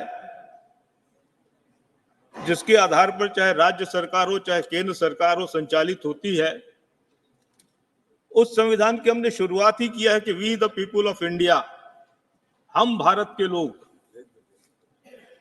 उसमें यह नहीं लिखा गया कि हम मध्य प्रदेश के लोग, हम केरल के लोग, हम उत्तर प्रदेश के लोग। उसमें कहा गया है कि हम भारत के लोग, और हम भारत के लोगों ने जिस संविधान को अंगीकार किया है, स्वीकार किया है, उसके आधार पर भारत की समस्त संस्थाओं का संचालन होना चाहिए, चाहे राज्य सरकार हो, चाहे कोई म्युनिसिपल कॉर्पोरेशन हो, चाहे कोई ग्राम पंचायत हो। वो संविधान के अनुसार संचालित हो रही है कि नहीं हो रही है, यह देखने की जिम्मेदारी हमारी जो केंद्रीय संस्था है, केंद्रीय इकाई है, उसकी होती है। और अगर कहीं संविधान को उल्लंघन हो रहा है, संविधान का परिपालन नहीं हो रहा है, तो उसको नियंत्रित करने की भी जिम्मेवारी केंद्र सरकार की है। और नियंत्रित करने के लिए सूचना, जानकारी, समय समय पर मार्गदर्शन, इसका काम हमारे गवर्नर केंद्र सरकार के आदेश निर्देश पर करते हैं। मैं 2 उदाहरण देता हूं कि गवर्नर की भूमिका कितनी महत्वपूर्ण है। हमारे जनरल साहब ने अभी जम्मू कश्मीर को उदाहरण दिया है। आप सभी को स्मरण होगा गवर्नर जगमोहन जी का। अगर जगमोहन जी गवर्नर के रूप में अपनी भूमिका का न्याय जम्मू कश्मीर में नहीं करते तो शायद आज जम्मू कश्मीर भारत से अलग हो चुका होता। पंजाब के उग्रवाद का भी जिक्र किया है जनरल साहब ने। पंजाब के हालात बेकाबू हो गए थे। गवर्नर रूल के कारण ही वहां के हालात को नियंत्रित कर पाए। और आज अगर आतंकवाद वहां पर दबा है, समाप्त हुआ है, तो इसी संस्था के कारण हुआ है। मैं शिवदासन जी की पीड़ा समझ सकता हूं। सारे गवर्नर ऐसे नहीं है, कुछ गवर्नर ऐसे भी रहे हैं जिनके आचरण पर प्रश्न चिन्ह लगा हुआ है। केरल प्रांत की जो पहली चुनी हुई सरकार, नमूदिरीपाद सरकार, उसको उनके पड़ोसियों ने भंग किया। पंडित नेहरू ने भंग किया। और धारा 356 के उपयोग की अगर हम बात करें तो सर्वाधिक उसका दुरुपयोग जो किया है वो कांग्रेस पार्टी ने किया है। पूर्व प्रधानमंत्री स्वर्गीय श्रीमती इंदिरा गांधी जी ने किया। 51 बार धारा 356 को उन्होंने प्रयोग किया है। उसमें बहुत सारे अप्रिय प्रयोग हैं और जिसके कारण गवर्नर के प्रति एक वितृष्णा सी राजनीतिज्ञों में पैदा हुई है। लेकिन अब जब हम भारत के बारे में एक समग्र रूप से विचार करते हैं तो गवर्नर की भूमिका महत्वपूर्ण है। मैं ये भी आप सबको स्मरण दिलाना चाहता हूं कि जो गवर्नर की भूमिका है, गवर्नर का पद है, मैं 2 मिनट लूंगा, ये कोई नई बात नहीं है। जब आप किसी बड़े भूभाग को नियंत्रित करना चाहते हैं, एक बड़ी पॉपुलेशन को एड्रेस करना चाहते हैं, तो ये आज की प्रणाली नहीं है, प्राचीन काल से चली आ रही है, रामायण काल से चली आ रही है। अगर मैं कहूं तो कोई अतिशयोक्ति नहीं है। रामायण में पात्र आता है खर, दूषण, मारी, स्वभाव। ये कौन थे? ये रावण के गवर्नर ही थे जो समय समय पर जानकारी दिया करते थे। मौर्य साम्राज्य के कार्यकाल में भी अगर महाजनपद के रूप में जब ये हमारा भूभाग विभाजित था तो महाजनपदों में भी गवर्नर प्रणाली ही थी। हमारे यहाँ पर जब सिकंदर आए, सिकंदर यहाँ पर सेल्यूकस के रूप में अपना गवर्नर ही छोड़ के गए। हमारे यहाँ मोहम्मद गौरी ने आक्रमण किया, उसने कुतुबुद्दीन ऐबक को अपना गवर्नर, अपना राज्य बना के सौंपा। वहीं से गुलाम वंश शुरू हुआ। चाहे गुलाम वंश हो, चाहे खिलजी हो, चाहे तुगलक हो, चाहे मुगल हो, चाहे अंग्रेज हो, सभी ने इस प्रणाली का अनुसरण किया है। और अगर एक भूभाग, बड़े भूभाग पर अपना नियंत्रण रखना है, एक बड़े अपने की एकता को स्थापित करके रखना है, एक बड़ी पॉपुलेशन को एड्रेस करना है, तो हमको इस प्रणाली का अवलंबन करना ही पड़ेगा। और इसलिए माननीय शिवदासन जी ने जो संशोधन प्रस्तुत किया है, मैं उस संशोधन से असहमत हूं। मैं इस बिल का, संशोधन विधेयक का विरोध करता हूं। बहुत बहुत धन्यवाद। Honorable Shri P. Wilson, as you're aware, you've got about 2 minutes. Chairman, sir, thank you very much for giving me an opportunity. Sir, when the Constitution came into force, the Constituent Assembly makers, they thought that the governor will be a guide, friend, and a philosopher. He would actually facilitate between the state and the union. That was the impression the Constituent Assembly people thought, that these functions can be entrusted with the governor. Therefore, the governor was given the functions of executive powers, that is, to carry out the business in his name, and legislative powers, that is to give assent to the bills, and judicial powers, that is to grant remissions. But sir, though the governor is given these powers, the actual head, the de facto head of the government is the chief minister. The governor, who is the unelected head, is only a figurehead and is a de jure head. But today, what is happening? He has to act in accordance with the constitution. He has to act under the aid and advice of the Council of Ministers. If you see how the governors are functioning throughout India, including that of Tamil Nadu, Kerala, Andhra Pradesh, then even I would say Karnataka and West Bengal, they are completely ignoring the aid and advice of the Council of Ministers. They think that they are a super constitutional authority. They sit over the bills. They don't give assent to the bills. They sit over the files. They don't even act on the files or under the recommendations given by the Council of Ministers. Sir, time has come where we have to think whether these posts of the governor is required for a welfare state. Honourable member, please conclude. Therefore, sir, I would only say that the powers of the governors can be given to the speakers. What is the powers which I now told before this house? These are all the powers that can be given to the speaker of the house, and the speaker of the house can exercise the powers of the governor, because the governor has become a liability to any democratically elected government. Thank you, and Honourable they Member. don't act in accordance with the constitution. They are in confrontation with the elected government. So time has come, sir, where the house has to debate about the powers of the governor. Sarkaria Commission has come down heavily. Thank you. Punchi Commission has come down heavily. The Supreme Thank Court has you. come down heavily, like Article 365, where Honourable Supreme Member. Court gave a check and curtailed the powers of the governor. Thank the you. House has to discuss and see that the post of the governors has to be abolished. Thank you very much, Chairman, sir. Honourable Shri Biplab Kumar Deb, 6 minutes. Honorable Vice Chairman साहब, हमारे doctor V Shiv देशान जी ने जो amendment bill लाया है, मैं उसका विरोध इसलिए करता हूं क्योंकि ये फेडरल सिस्टम के खिलाफ उठाने वाला कदम है। सबसे ज्यादा फेडरल सिस्टम की बात इस तरफ से आजकल आता है। मैं सभी आपके जो स्टेट में मुख्यमंत्री है, मैं फेडरल सिस्टम को शक्तिशाली बनाइए, तो फेडरल सिस्टम को शक्तिशाली बनाने के लिए जो चेन है वो गवर्नर है, केंद्र सरकार के साथ। राज्यों को अकेला सरकार चलाने के लिए नहीं दिया जा सकता है, क्योंकि राज्य के पास डिफेंस नहीं होता, राज्य के पास एक्सटर्नल अफेयर्स नहीं होता। ऐसे बहुत सारे डिपार्टमेंट है जो कि केंद्र सरकार के पास है। इसलिए राज्य सरकार को और केंद्र सरकार के बीच एक चेन होना चाहिए। उस चेन का जो मूल व्यक्ति है वो गवर्नर होता है।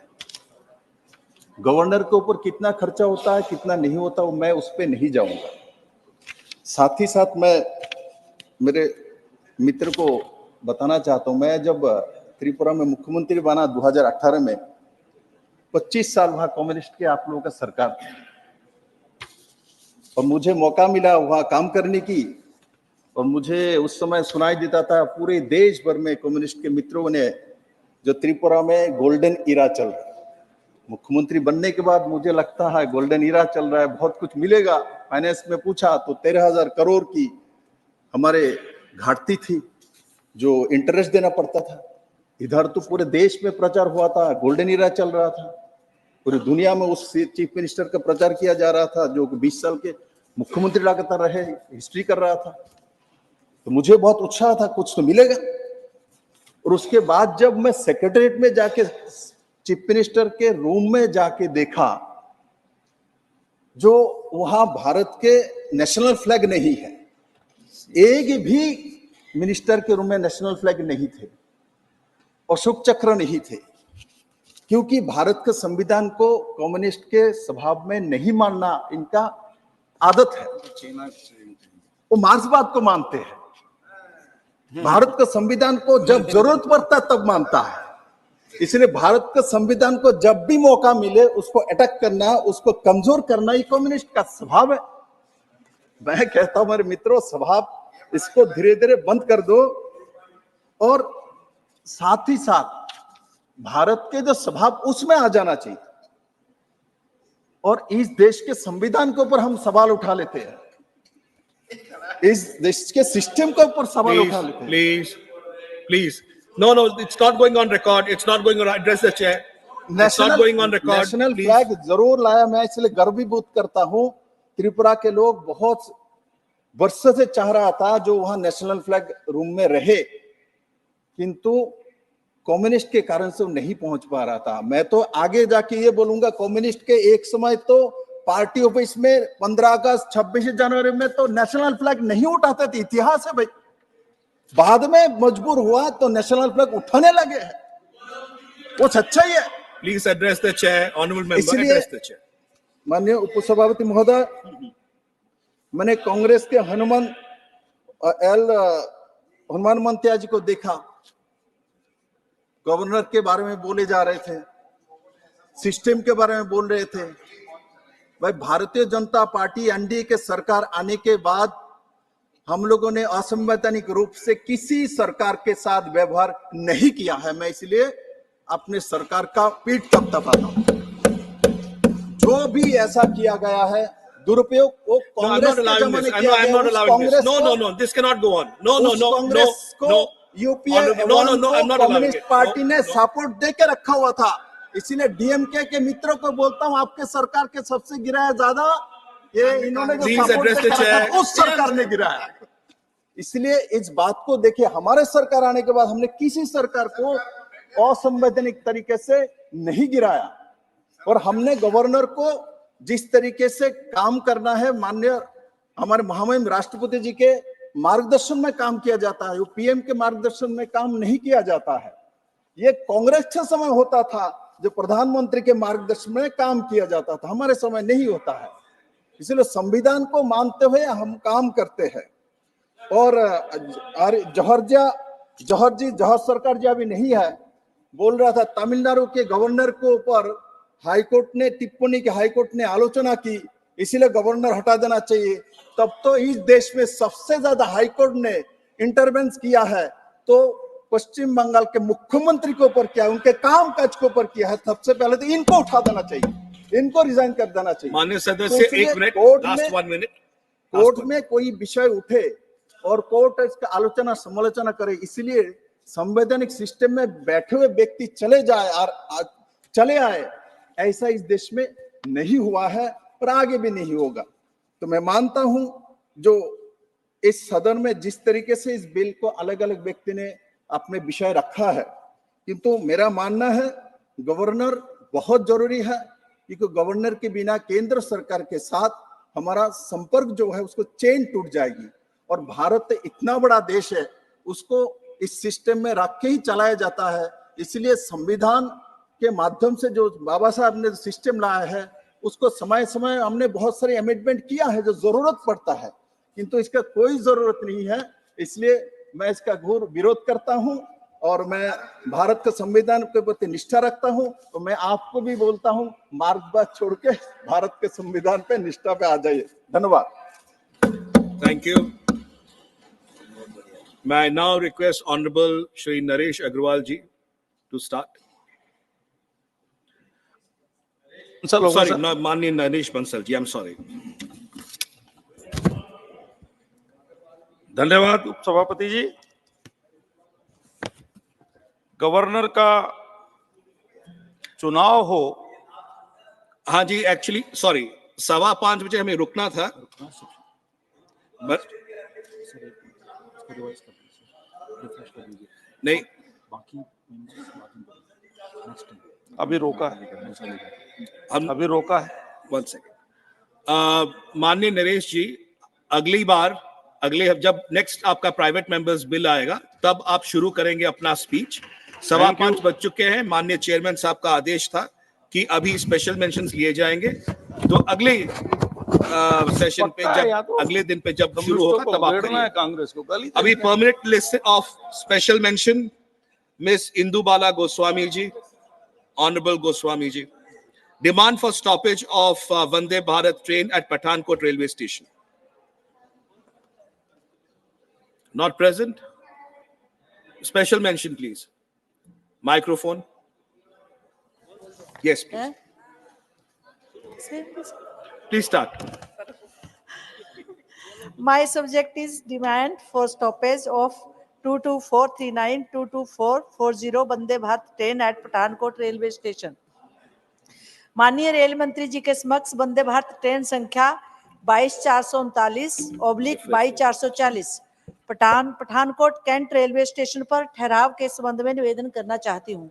वंदे भारत दिल्ली से कटरा आते और जाते पठानकोट से गुजरती है, किंतु इस स्टेशन पर ठहराव नहीं है।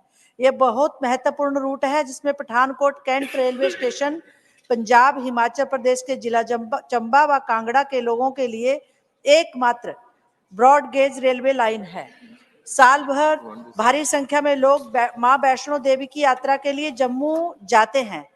इसके पश्चात अधिकतर लोग प्राकृतिक सौंदर्य से भरपूर देवभूमि हिमाचल प्रदेश में धार्मिक पर्यटन हेतु मां ज्वालामुखी, मां बगलामुखी, नैना देवी, चिंतपूर्णी, चामुंडा देवी, मां ब्रजेश्वरी व शिव मंदिर बैजनाथ आते हैं। वंदे भारत ट्रेन के पठानकोट कैंट स्टेशन पर ठहराव न होने की वजह से हिमाचल प्रदेश के उपरोक्त धार्मिक स्थल पर्यटकों से वंचित रह जाते हैं।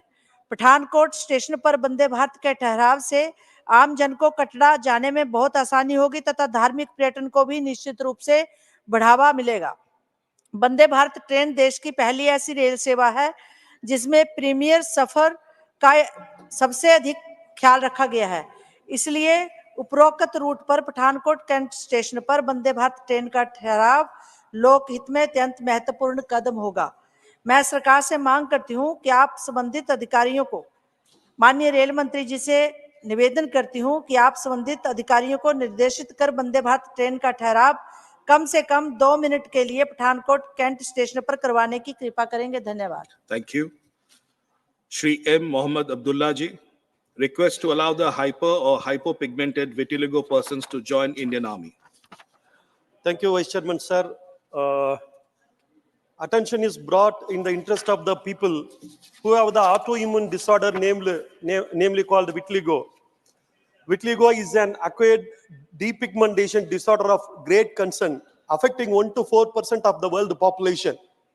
Sir, a person with vitiligo develops patches of skin with little or no pigmentation across their body, and it is not a lethal or infectious disease. According to the medical standard of the Indian Defence Service, a candidate is deemed medically fit when he has no hyper or hypopigmentation or any other disease of the skin. Hence, the people with vitiligo found it difficult to join the Indian Defence Service. Hence, many of them feel distressed and stigmatized by their condition. Vitiligo candidates will be of normal anatomy without loss of any appendages. They will be free from all communicable diseases and skin ailment. Even though people with who have vitiligo disorder are expected to be at risk and adverse weather condition and at high altitude, the risk is meager and even not for those with mild vitiligo. Such physically and mentally fit aspirant having all the potential to perform their duties toward the nation should not be stopped from being a soldier or officer. Hence, I humbly request the Honorable Minister of Defence to immediately look into this issue with utmost priority and take the necessary step to regulate the medical standard of Indian Defence Service so that they can be placed in civil post and ensure their service to the nation in these regards. Thank you, sir. Thank you. Shri Vijay Pal Singh Tomar, demand for starting domestic flights from Meerut to various cities by expanding airstrip under the Udan scheme. धन्यवाद उपसभापति महोदय। केंद्र सरकार ने उड़ान योजना द्वारा देश के विभिन्न शहरों को हवाई सेवा से जोड़ा है।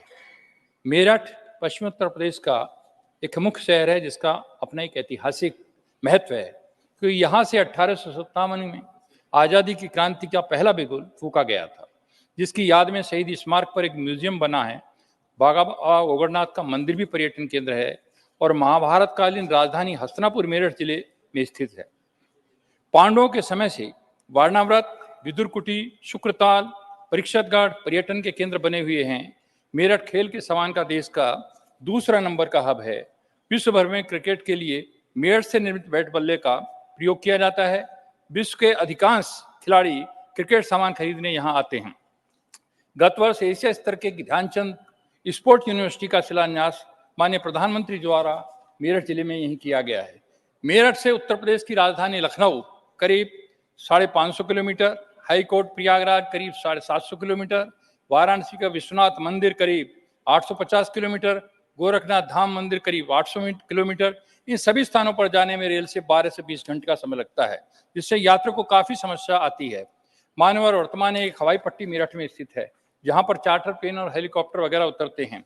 आपके माध्यम से मैं सरकार से आग्रह करना चाहूंगा कि उड़ान योजना के अंतर्गत मेरठ की हवाई पट्टी का विस्तारीकरण कर देश के विभिन्न शहरों को मेरठ से घरेलू हवाई यात्रा शुरू की जाए। धन्यवाद। Thank you. Shri Abdul Wahab, not present. Dr. Kanimudi NVN Somu, demand to develop cruise tourism in Chennai. Thank you, Chairman, sir. Cruise tourism is emerging as one of the rapid growing segments of the leisure industry globally. The Indian tourism sector is providing major contribution to the gross domestic product GDP and foreign exchange earnings EFF, as well as for providing employment. Chennai port is one of the oldest ports in the country in the southern part of India from the time of East India Company. During the British period, passenger services were operating regularly from Chennai to Malaysia, Burma, and Andaman. India's first international cruise was flagged off from Chennai to Sri Lanka in June 2023. The MV Empress, with 750 passengers on a 5-day sea cruise, will cross 3 ports. Cruise tourism holds huge opportunity for our maritime sector, and this cruise will further boost tourism, generate employment, and strengthen the economy. The cruise was launched from Chennai's International Cruise Terminal, built at a cost of rupees 17.21 crore. The main aim of the government is to develop Chennai as a cruise tourism hub. This initiative has the potential to greatly contribute to the economic development and tourism growth in India. By 2024, the government plans to build 3 new international cruise ports with additional ferry routes through India, Sri Lanka, Thailand, and Myanmar. At the moment, there are only few ferries piled by private companies, and the cost is on a higher side. Therefore, I urge the government of India to apply government-sponsored ferries at an affordable cost so that more and more tourists will experience cruise tourism in India. Thank you, sir. Thank you. Shri Sadanand Sheikh Tanwade. Chairman, sir, my special mention is concern over revocation of Indian passport in Goa. I beg to call the attention of the Minister of External Affairs to an important issue that has emerged in Goa, affecting a considerable number of individuals. The Regional Passport Office has recently revoked the passport of over 70 people due to the renewal of their Indian passport subsequent to registering their birth in Portugal. The basis of this revocation of Regional Passport Office in Goa is the birth registration in Portugal, considered as the effective date of acquiring citizenship. I urge the Minister of External Affairs to reconsider the decision of revoking Indian passports solely based on the birth registration in Portugal. I propose that the Ministry allows the renewal of Indian passports for these individuals until they acquire the official citizenship document from the Portuguese government. This measure is vital to facilitate their travel and ensure their well-being during the transition period until their Portuguese passports are ready. Furthermore, I implore the Ministry to expedite the process, enabling individuals to promptly obtain OCI cards upon acquiring Portuguese citizenship. Thank you, sir. Thank you. Shri Irana Kadari, not present. Srimati Sulota Deo, not present. Srimati Mahua Maji, demand to declare Central Institute of Psychiatry, Ranchi, Jharkhand as Institute of National Importance on the line of Nemans, Bengaluru. Thank you, Honorable Vice Chairman, sir. My subject is demand to declare Central Institute of Psychiatry, Ranchi, Jharkhand as Institute of National Importance on the line of Nimhas, Bengaluru. महोदय, मानसिक चिकित्सा से जुड़े इस विश्व प्रसिद्ध अनूठे संस्थान की स्थापना 1918 में हुई थी। अब जब भारत में मानसिक समस्या तेजी से फैल रही है, तो पूर्वी भारत के झारखंड रांची के कांके में स्थित इस संस्थान की प्रासंगिकता और बढ़ जाती है। मानसिक समस्या के कारण 2012 से 2030 के बीच 1.03 ट्रिलियन अमेरिकी डॉलर की आर्थिक क्षति का अनुमान है। लांसेट की 2021 की रिपोर्ट के अनुसार हर 7वां भारतीय किसी न किसी प्रकार के मनोविकार का शिकार है।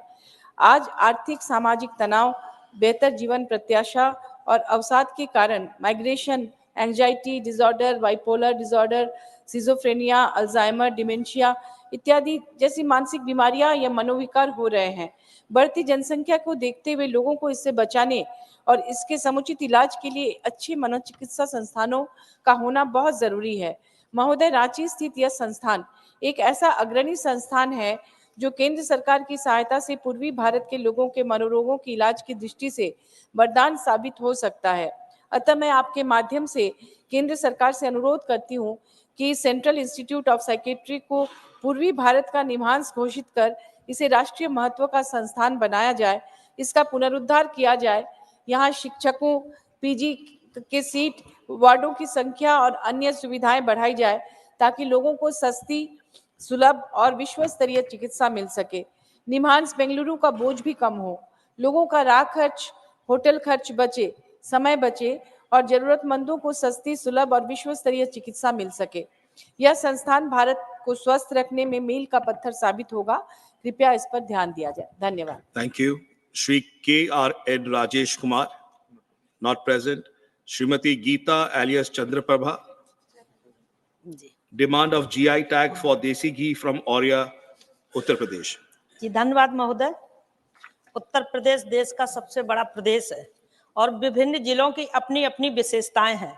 हमारे जनपद औरैया को देसी घी के लिए प्रसिद्ध है। महोदय, वैदिक कालों से आज तक देसी घी का स्वास्थ्य के साथ साथ पूजा अर्चना में भी बड़ी मान्यता रही है। जहां एक तरफ स्वास्थ्य, तो वहीं छोटे किसान जो गाय भैंस पाल कर अपनी जीविका चलाने के साथ ही देसी घी को तैयार करने से अपनी आय को बढ़ोतरी करते हैं। इसी को देखते हुए माननीय मुख्यमंत्री जी के द्वारा उत्तर प्रदेश में एक जिला एक उत्पाद नीति में औरैया जनपद के लिए देसी घी का चयन हुआ है। देश विदेश तक जिले में उत्पादित घी को पहुंचाने एवं संबंधित उद्योगों को प्रोत्साहन करने के लिए एक उत्पाद योजना के अंतर्गत जिले के उत्पाद के रूप में देसी घी को चुना गया है। जिले में देसी घी के उत्पादन और व्यापार और मजबूती देने के लिए तथा देश विदेश तक इसकी पहुंच को सुनिश्चित करने के लिए मैं आपके माध्यम से सरकार एवं माननीय मंत्री जी से अनुरोध करती हूं कि औरैया जनपद के देसी घी को जीआई टैग यानी जियोग्राफिकल इंडिकेशन टैग का दर्जा प्राप्त दिया जाए, जिससे कि देश के अन्य जियोग्राफी इंडिकेशन टैग प्राप्त वस्तुओं की तरह औरैया जिले के देसी घी को राष्ट्रीय एवं अंतरराष्ट्रीय पटल पर स्थान प्राप्त हो सके। धन्यवाद। Thank you. Lieutenant General Dr. D.P. Vats, retired. Demand for capacity building in medical services. Thank you, Sabhapati ji. With the Honorable Prime Minister's call for one world, one family and one future, provision of health services to mankind becomes our duty, being the largest population base in the world, with exportable human resources, including skilled medicals and paramedics. There is a huge demand for such professionals all over the world. Skilled manpower earns and brings massive foreign exchange and simultaneously get employment opportunities. To meet the global and national demand, Ministry of Health and Family Welfare has opened 23 AIMS, out of which 21 are functional, and 706 medical colleges with paramedical colleges, which is commendable.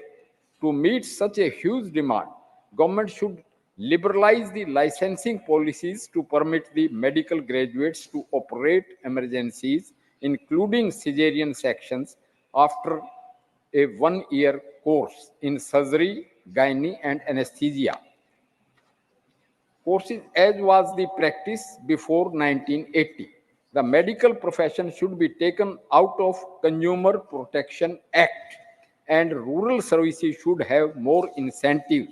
I urge the government to look into the matter to meet the huge demand of surgeons by imparting ad hoc practical training. Thank you. Srimati Sumitra Balvik. Need for promotion of self-help grounds to develop places like Jabalpur, Mandla, Chindwara, Panchmari as tourist centers. जी उपसभापति महोदय धन्यवाद। आज मैं आपके सामने जो विषय लेकर खड़ी हूं वह मध्य प्रदेश से जुड़ा है। महोदय, पिछले कुछ वर्षों में मध्य प्रदेश में पर्यटकों की संख्या में बढ़ोतरी हुई है। वैसे तो यह बढ़ोतरी कोविड संक्रमण के बाद पूरे भारत में पर्यटन सेक्टर में हुई है, जिससे भारत की अर्थव्यवस्था पर काफी फायदा हुआ है। मध्य प्रदेश को भारत का दिल माना जाता है। भेड़ाघाट, 64 जोगनी, बांधवगढ़, कान्हा, खजुराहो आदि जैसे कई विश्व प्रसिद्ध दार्शनिक स्थल हैं। इसके साथ ही बहुत से ऐसे प्राकृतिक और ऐतिहासिक महत्व के स्थल हैं जिन्हें पर्यटन की दृष्टि से और भी विकसित किया जा सकता है। महोदय, मोदी जी के नेतृत्व में भारत ने स्व सहायता समूहों को बढ़ावा दिया है और करोड़ों महिलाओं और ग्रामीण युवाओं को रोजगार से जोड़ा है। आपके माध्यम से मेरा भारत सरकार से निवेदन है कि मध्य प्रदेश में पर्यटन को और सुदृढ़ बनाने हेतु ऐसे ही स्व सहायता समूहों को बढ़ावा देने के लिए योजनाएं बनाई जाएं। जबलपुर, मंडला, छिंदवाड़ा, पचमढ़ी आदि स्थानों को पर्यटन के केंद्रों की तरह विकसित किए जाने से एक बहुत बड़ी आबादी को लाभ मिलेगा और अर्थव्यवस्था के बढ़ते आयामों को लाभ मध्य प्रदेश की जनता को मिलेगा। अतिथि देवो भव के मूल तंत्र को मध्य प्रदेश ने अपनाया है और भारत सरकार और मध्य प्रदेश सरकार के प्रयासों से प्रदेश का पर्यटन विभाग नए आयामों को छू सकता है। धन्यवाद। Thank you. Dr. L. Hanmantaya, concern over rising number of cases of road accidents in India. Thank you, sir. Sir, concern over rising number of cases of road accidents in India. Sir, information regarding road traffic accidents is gathered through two reports, Road Accidents in India, published by the Ministry of Road Transport and Highways, and Crime in India, released by the National Crime Records Bureau. The data is solely sourced from police departments. Details about crashes are recorded through FIRs filed by parties, witnesses or on-site police officers. In 2022, there were 1,50,998 cases reported for deaths due to negligence relating to the road accidents. This is 10.5% rise from cases reported during 2019 with 1,36,587 cases, which is an alarming and requires immediate intervention. Sir, however, the reporting process itself has limitations. The majority of cases are attributed to human error, overlooking other factors such as vehicle and infrastructure issues. The cause of the crash is documented as the fault of a road user without considering other contributing elements. Furthermore, sir, the reporting mechanism does not account for fatalities occurring in hospitals after 30 days, as highlighted in the Road Accidents in India 2019 report published by the Ministry of Road Transport itself. The World Health Organization categorized India's official data on road traffic fatalities as either unsayable or unavailable due to quality issues in their 2019 Global Health Estimates released in December 2020. Sir, I would like to urge the government to adopt revised methodologies for collecting road traffic accident data that align with international standards. Thank you, sir. Thank you. Shri Ramchandra Jangra, need to prohibit setting up coal plants in non-coal producing areas. धन्यवाद उपसभापति जी। महोदय, बढ़ता हुआ वायु प्रदूषण इन दिनों पूरी मानवता, पशु पक्षी सबके लिए गंभीर खतरा एवं चुनौती है। महोदय, वायु प्रदूषण के लिए वैसे तो बहुत से कारण हैं, लेकिन इनमें सबसे बड़ा घटक कोयला आधारित बिजली संयंत्र है। महोदय, एक समय था जब लोड फैक्टर के मध्य में बिजली संयंत्र लगाया जाता था, जैसे बठिंडा और पानीपत लगे, ताकि चारों तरफ बिजली की आपूर्ति हो सके। लेकिन पूरे देश में ग्रिड सिस्टम के विस्तार के बाद इसकी आवश्यकता नहीं थी, क्योंकि कहीं से भी बिजली संयंत्र को ग्रिड से जोड़कर बिजली को उपयुक्त जगह पहुंचाया जा सकता था। महोदय, जिन प्रदेशों में कोयला खदानें हैं वहां भूमि भी सस्ती है तथा जंगलों की भी बहुतायत है।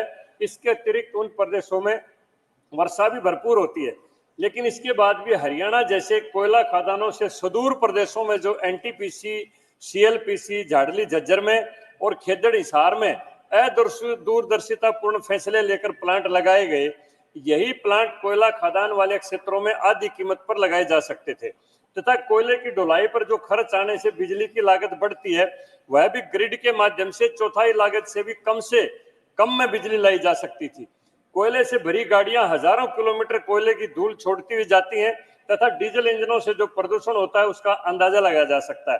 महोदय, मेरा आपके माध्यम से सरकार से आग्रह है कि भविष्य में कोयला आधारित बिजली संयंत्रों को गैर कोयला उत्पादन राज्यों में मंजूरी ना दी जाए तथा जो पहले ऐसे संयंत्र लगे हैं उनकी विस्थापना की योजना भी बनाई जाए। धन्यवाद। Thank you. Shri Biplab Kumar Dev, demand to start instrument landing system at NBB Airport, Agartala. महोदय, मैं आपके माध्यम से केंद्रीय नागरिक उड्डयन मंत्रालय को त्रिपुरा से संबंधित एक महत्वपूर्ण विषय से अवगत कराना चाहता हूं।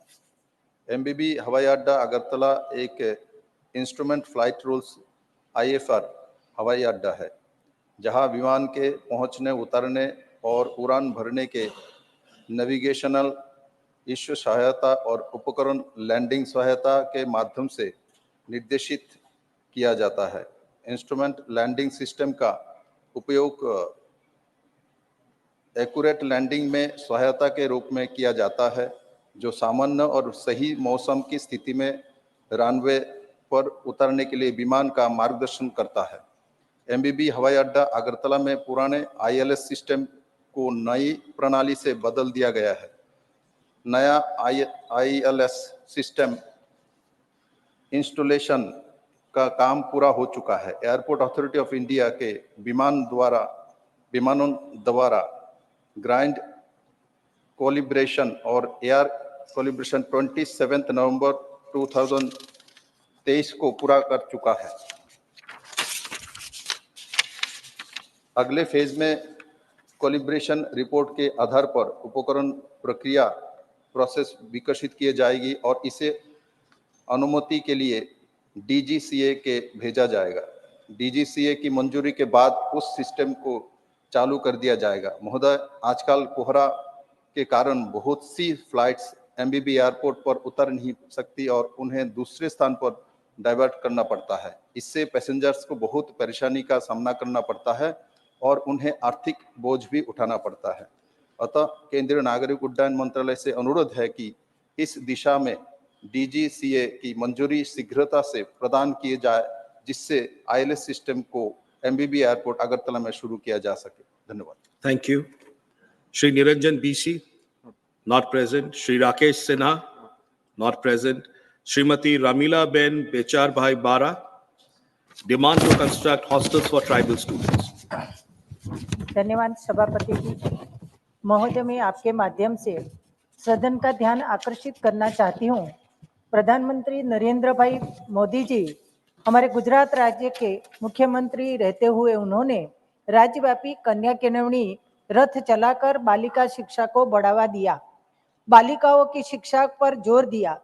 परिणाम स्वरूप आज आदिवासी, दलित, अन्य पिछड़ा वर्ग की लड़कियों 100% शिक्षा प्राप्त कर रही हैं। सरकार ने तालुका स्तर पर कॉलेज, ITI आदि संस्थान स्थापित किए। इससे सभी बच्चे लाभान्वित हो रहे हैं, लेकिन अध्यक्ष तालुका स्तर पर दूर दराज गांव के बच्चे उच्च शिक्षा प्राप्त करने के लिए अप डाउन कर रहे हैं, जिसमें उन्हें काफी रुकावटें महसूस होती है। इसके कारण कई बच्चे अपने पढ़ाई छोड़ने को मजबूर हो जाते हैं। दूर दराज गांव से शिक्षा के लिए आने वाले ऐसे बच्चों की इस समस्या का समाधान के लिए मेरा सरकार से अनुरोध है कि प्रत्येक आदिवासी तालुका स्तर पर इन लड़के लड़कियों के लिए रहने खाने व्यवस्था के साथ एक सरकारी समरस छात्रावास शुरू किया जाना चाहिए। ये छात्रावास तालुका जिला स्तर पर होने से हमारे आदिवासी बच्चों को बहुत अधिक फायदा प्राप्त होगा। सभापति, यह आवागमन व्यवस्था से विद्यार्थियों को समय के साथ साथ आर्थिक परेशानियों का भी सामना करना पड़ता है।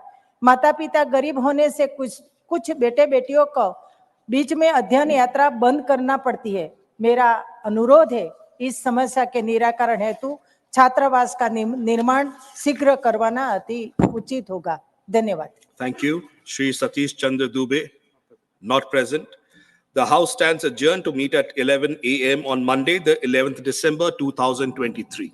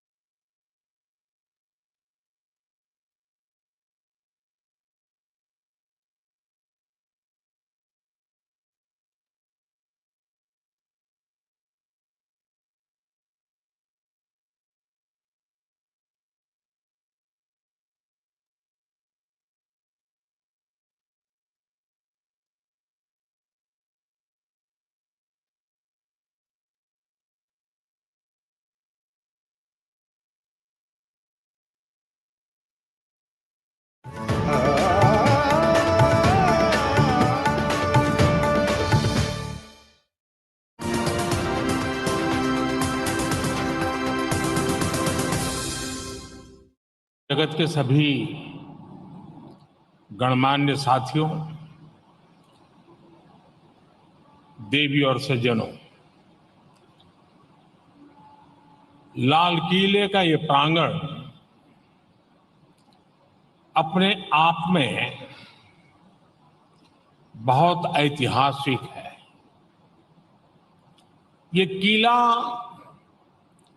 केवल इमारत नहीं, यह एक इतिहास है। आजादी के पहले और आजादी के बाद कितनी ही पीढ़ियां गुजर गई, लेकिन लाल किला अड़ीग है, अमिट है। इस वर्ल्ड हेरिटेज साइट लाल किले में आप सभी का बहुत बहुत अभिनंदन है। साथियों, हर राष्ट्र के पास उसके अपने प्रतीक होते हैं जो विश्व को उसके अतीत से और उसके मूल्यों से परिचित करवाते हैं। और इन प्रतीकों को गढ़ने का काम राष्ट्र की कला, संस्कृति और वास्तु का होता है। राजधानी दिल्ली तो ऐसे ही कितने प्रतीकों का केंद्र है जिनमें हमें भारतीय वास्तु की भव्यता के दर्शन होते हैं। इसलिए दिल्ली में आयोजित हो रहे India art architecture and design Biennale कई आयोजन कई मायनों में खास है। मैं अभी यहां बनाए गए पैवेलियंस देख रहा था और मैं आपकी क्षमा भी मांगता हूं कि मैं लेट भी इसी के कारण आया कि वहां एक से बढ़कर ऐसे देखने योग्य समझने योग्य चीजें हैं कि मुझे आने में विलंब हो गया और फिर भी मैं 2-3 स्थान तो छोड़ने पड़े मुझे।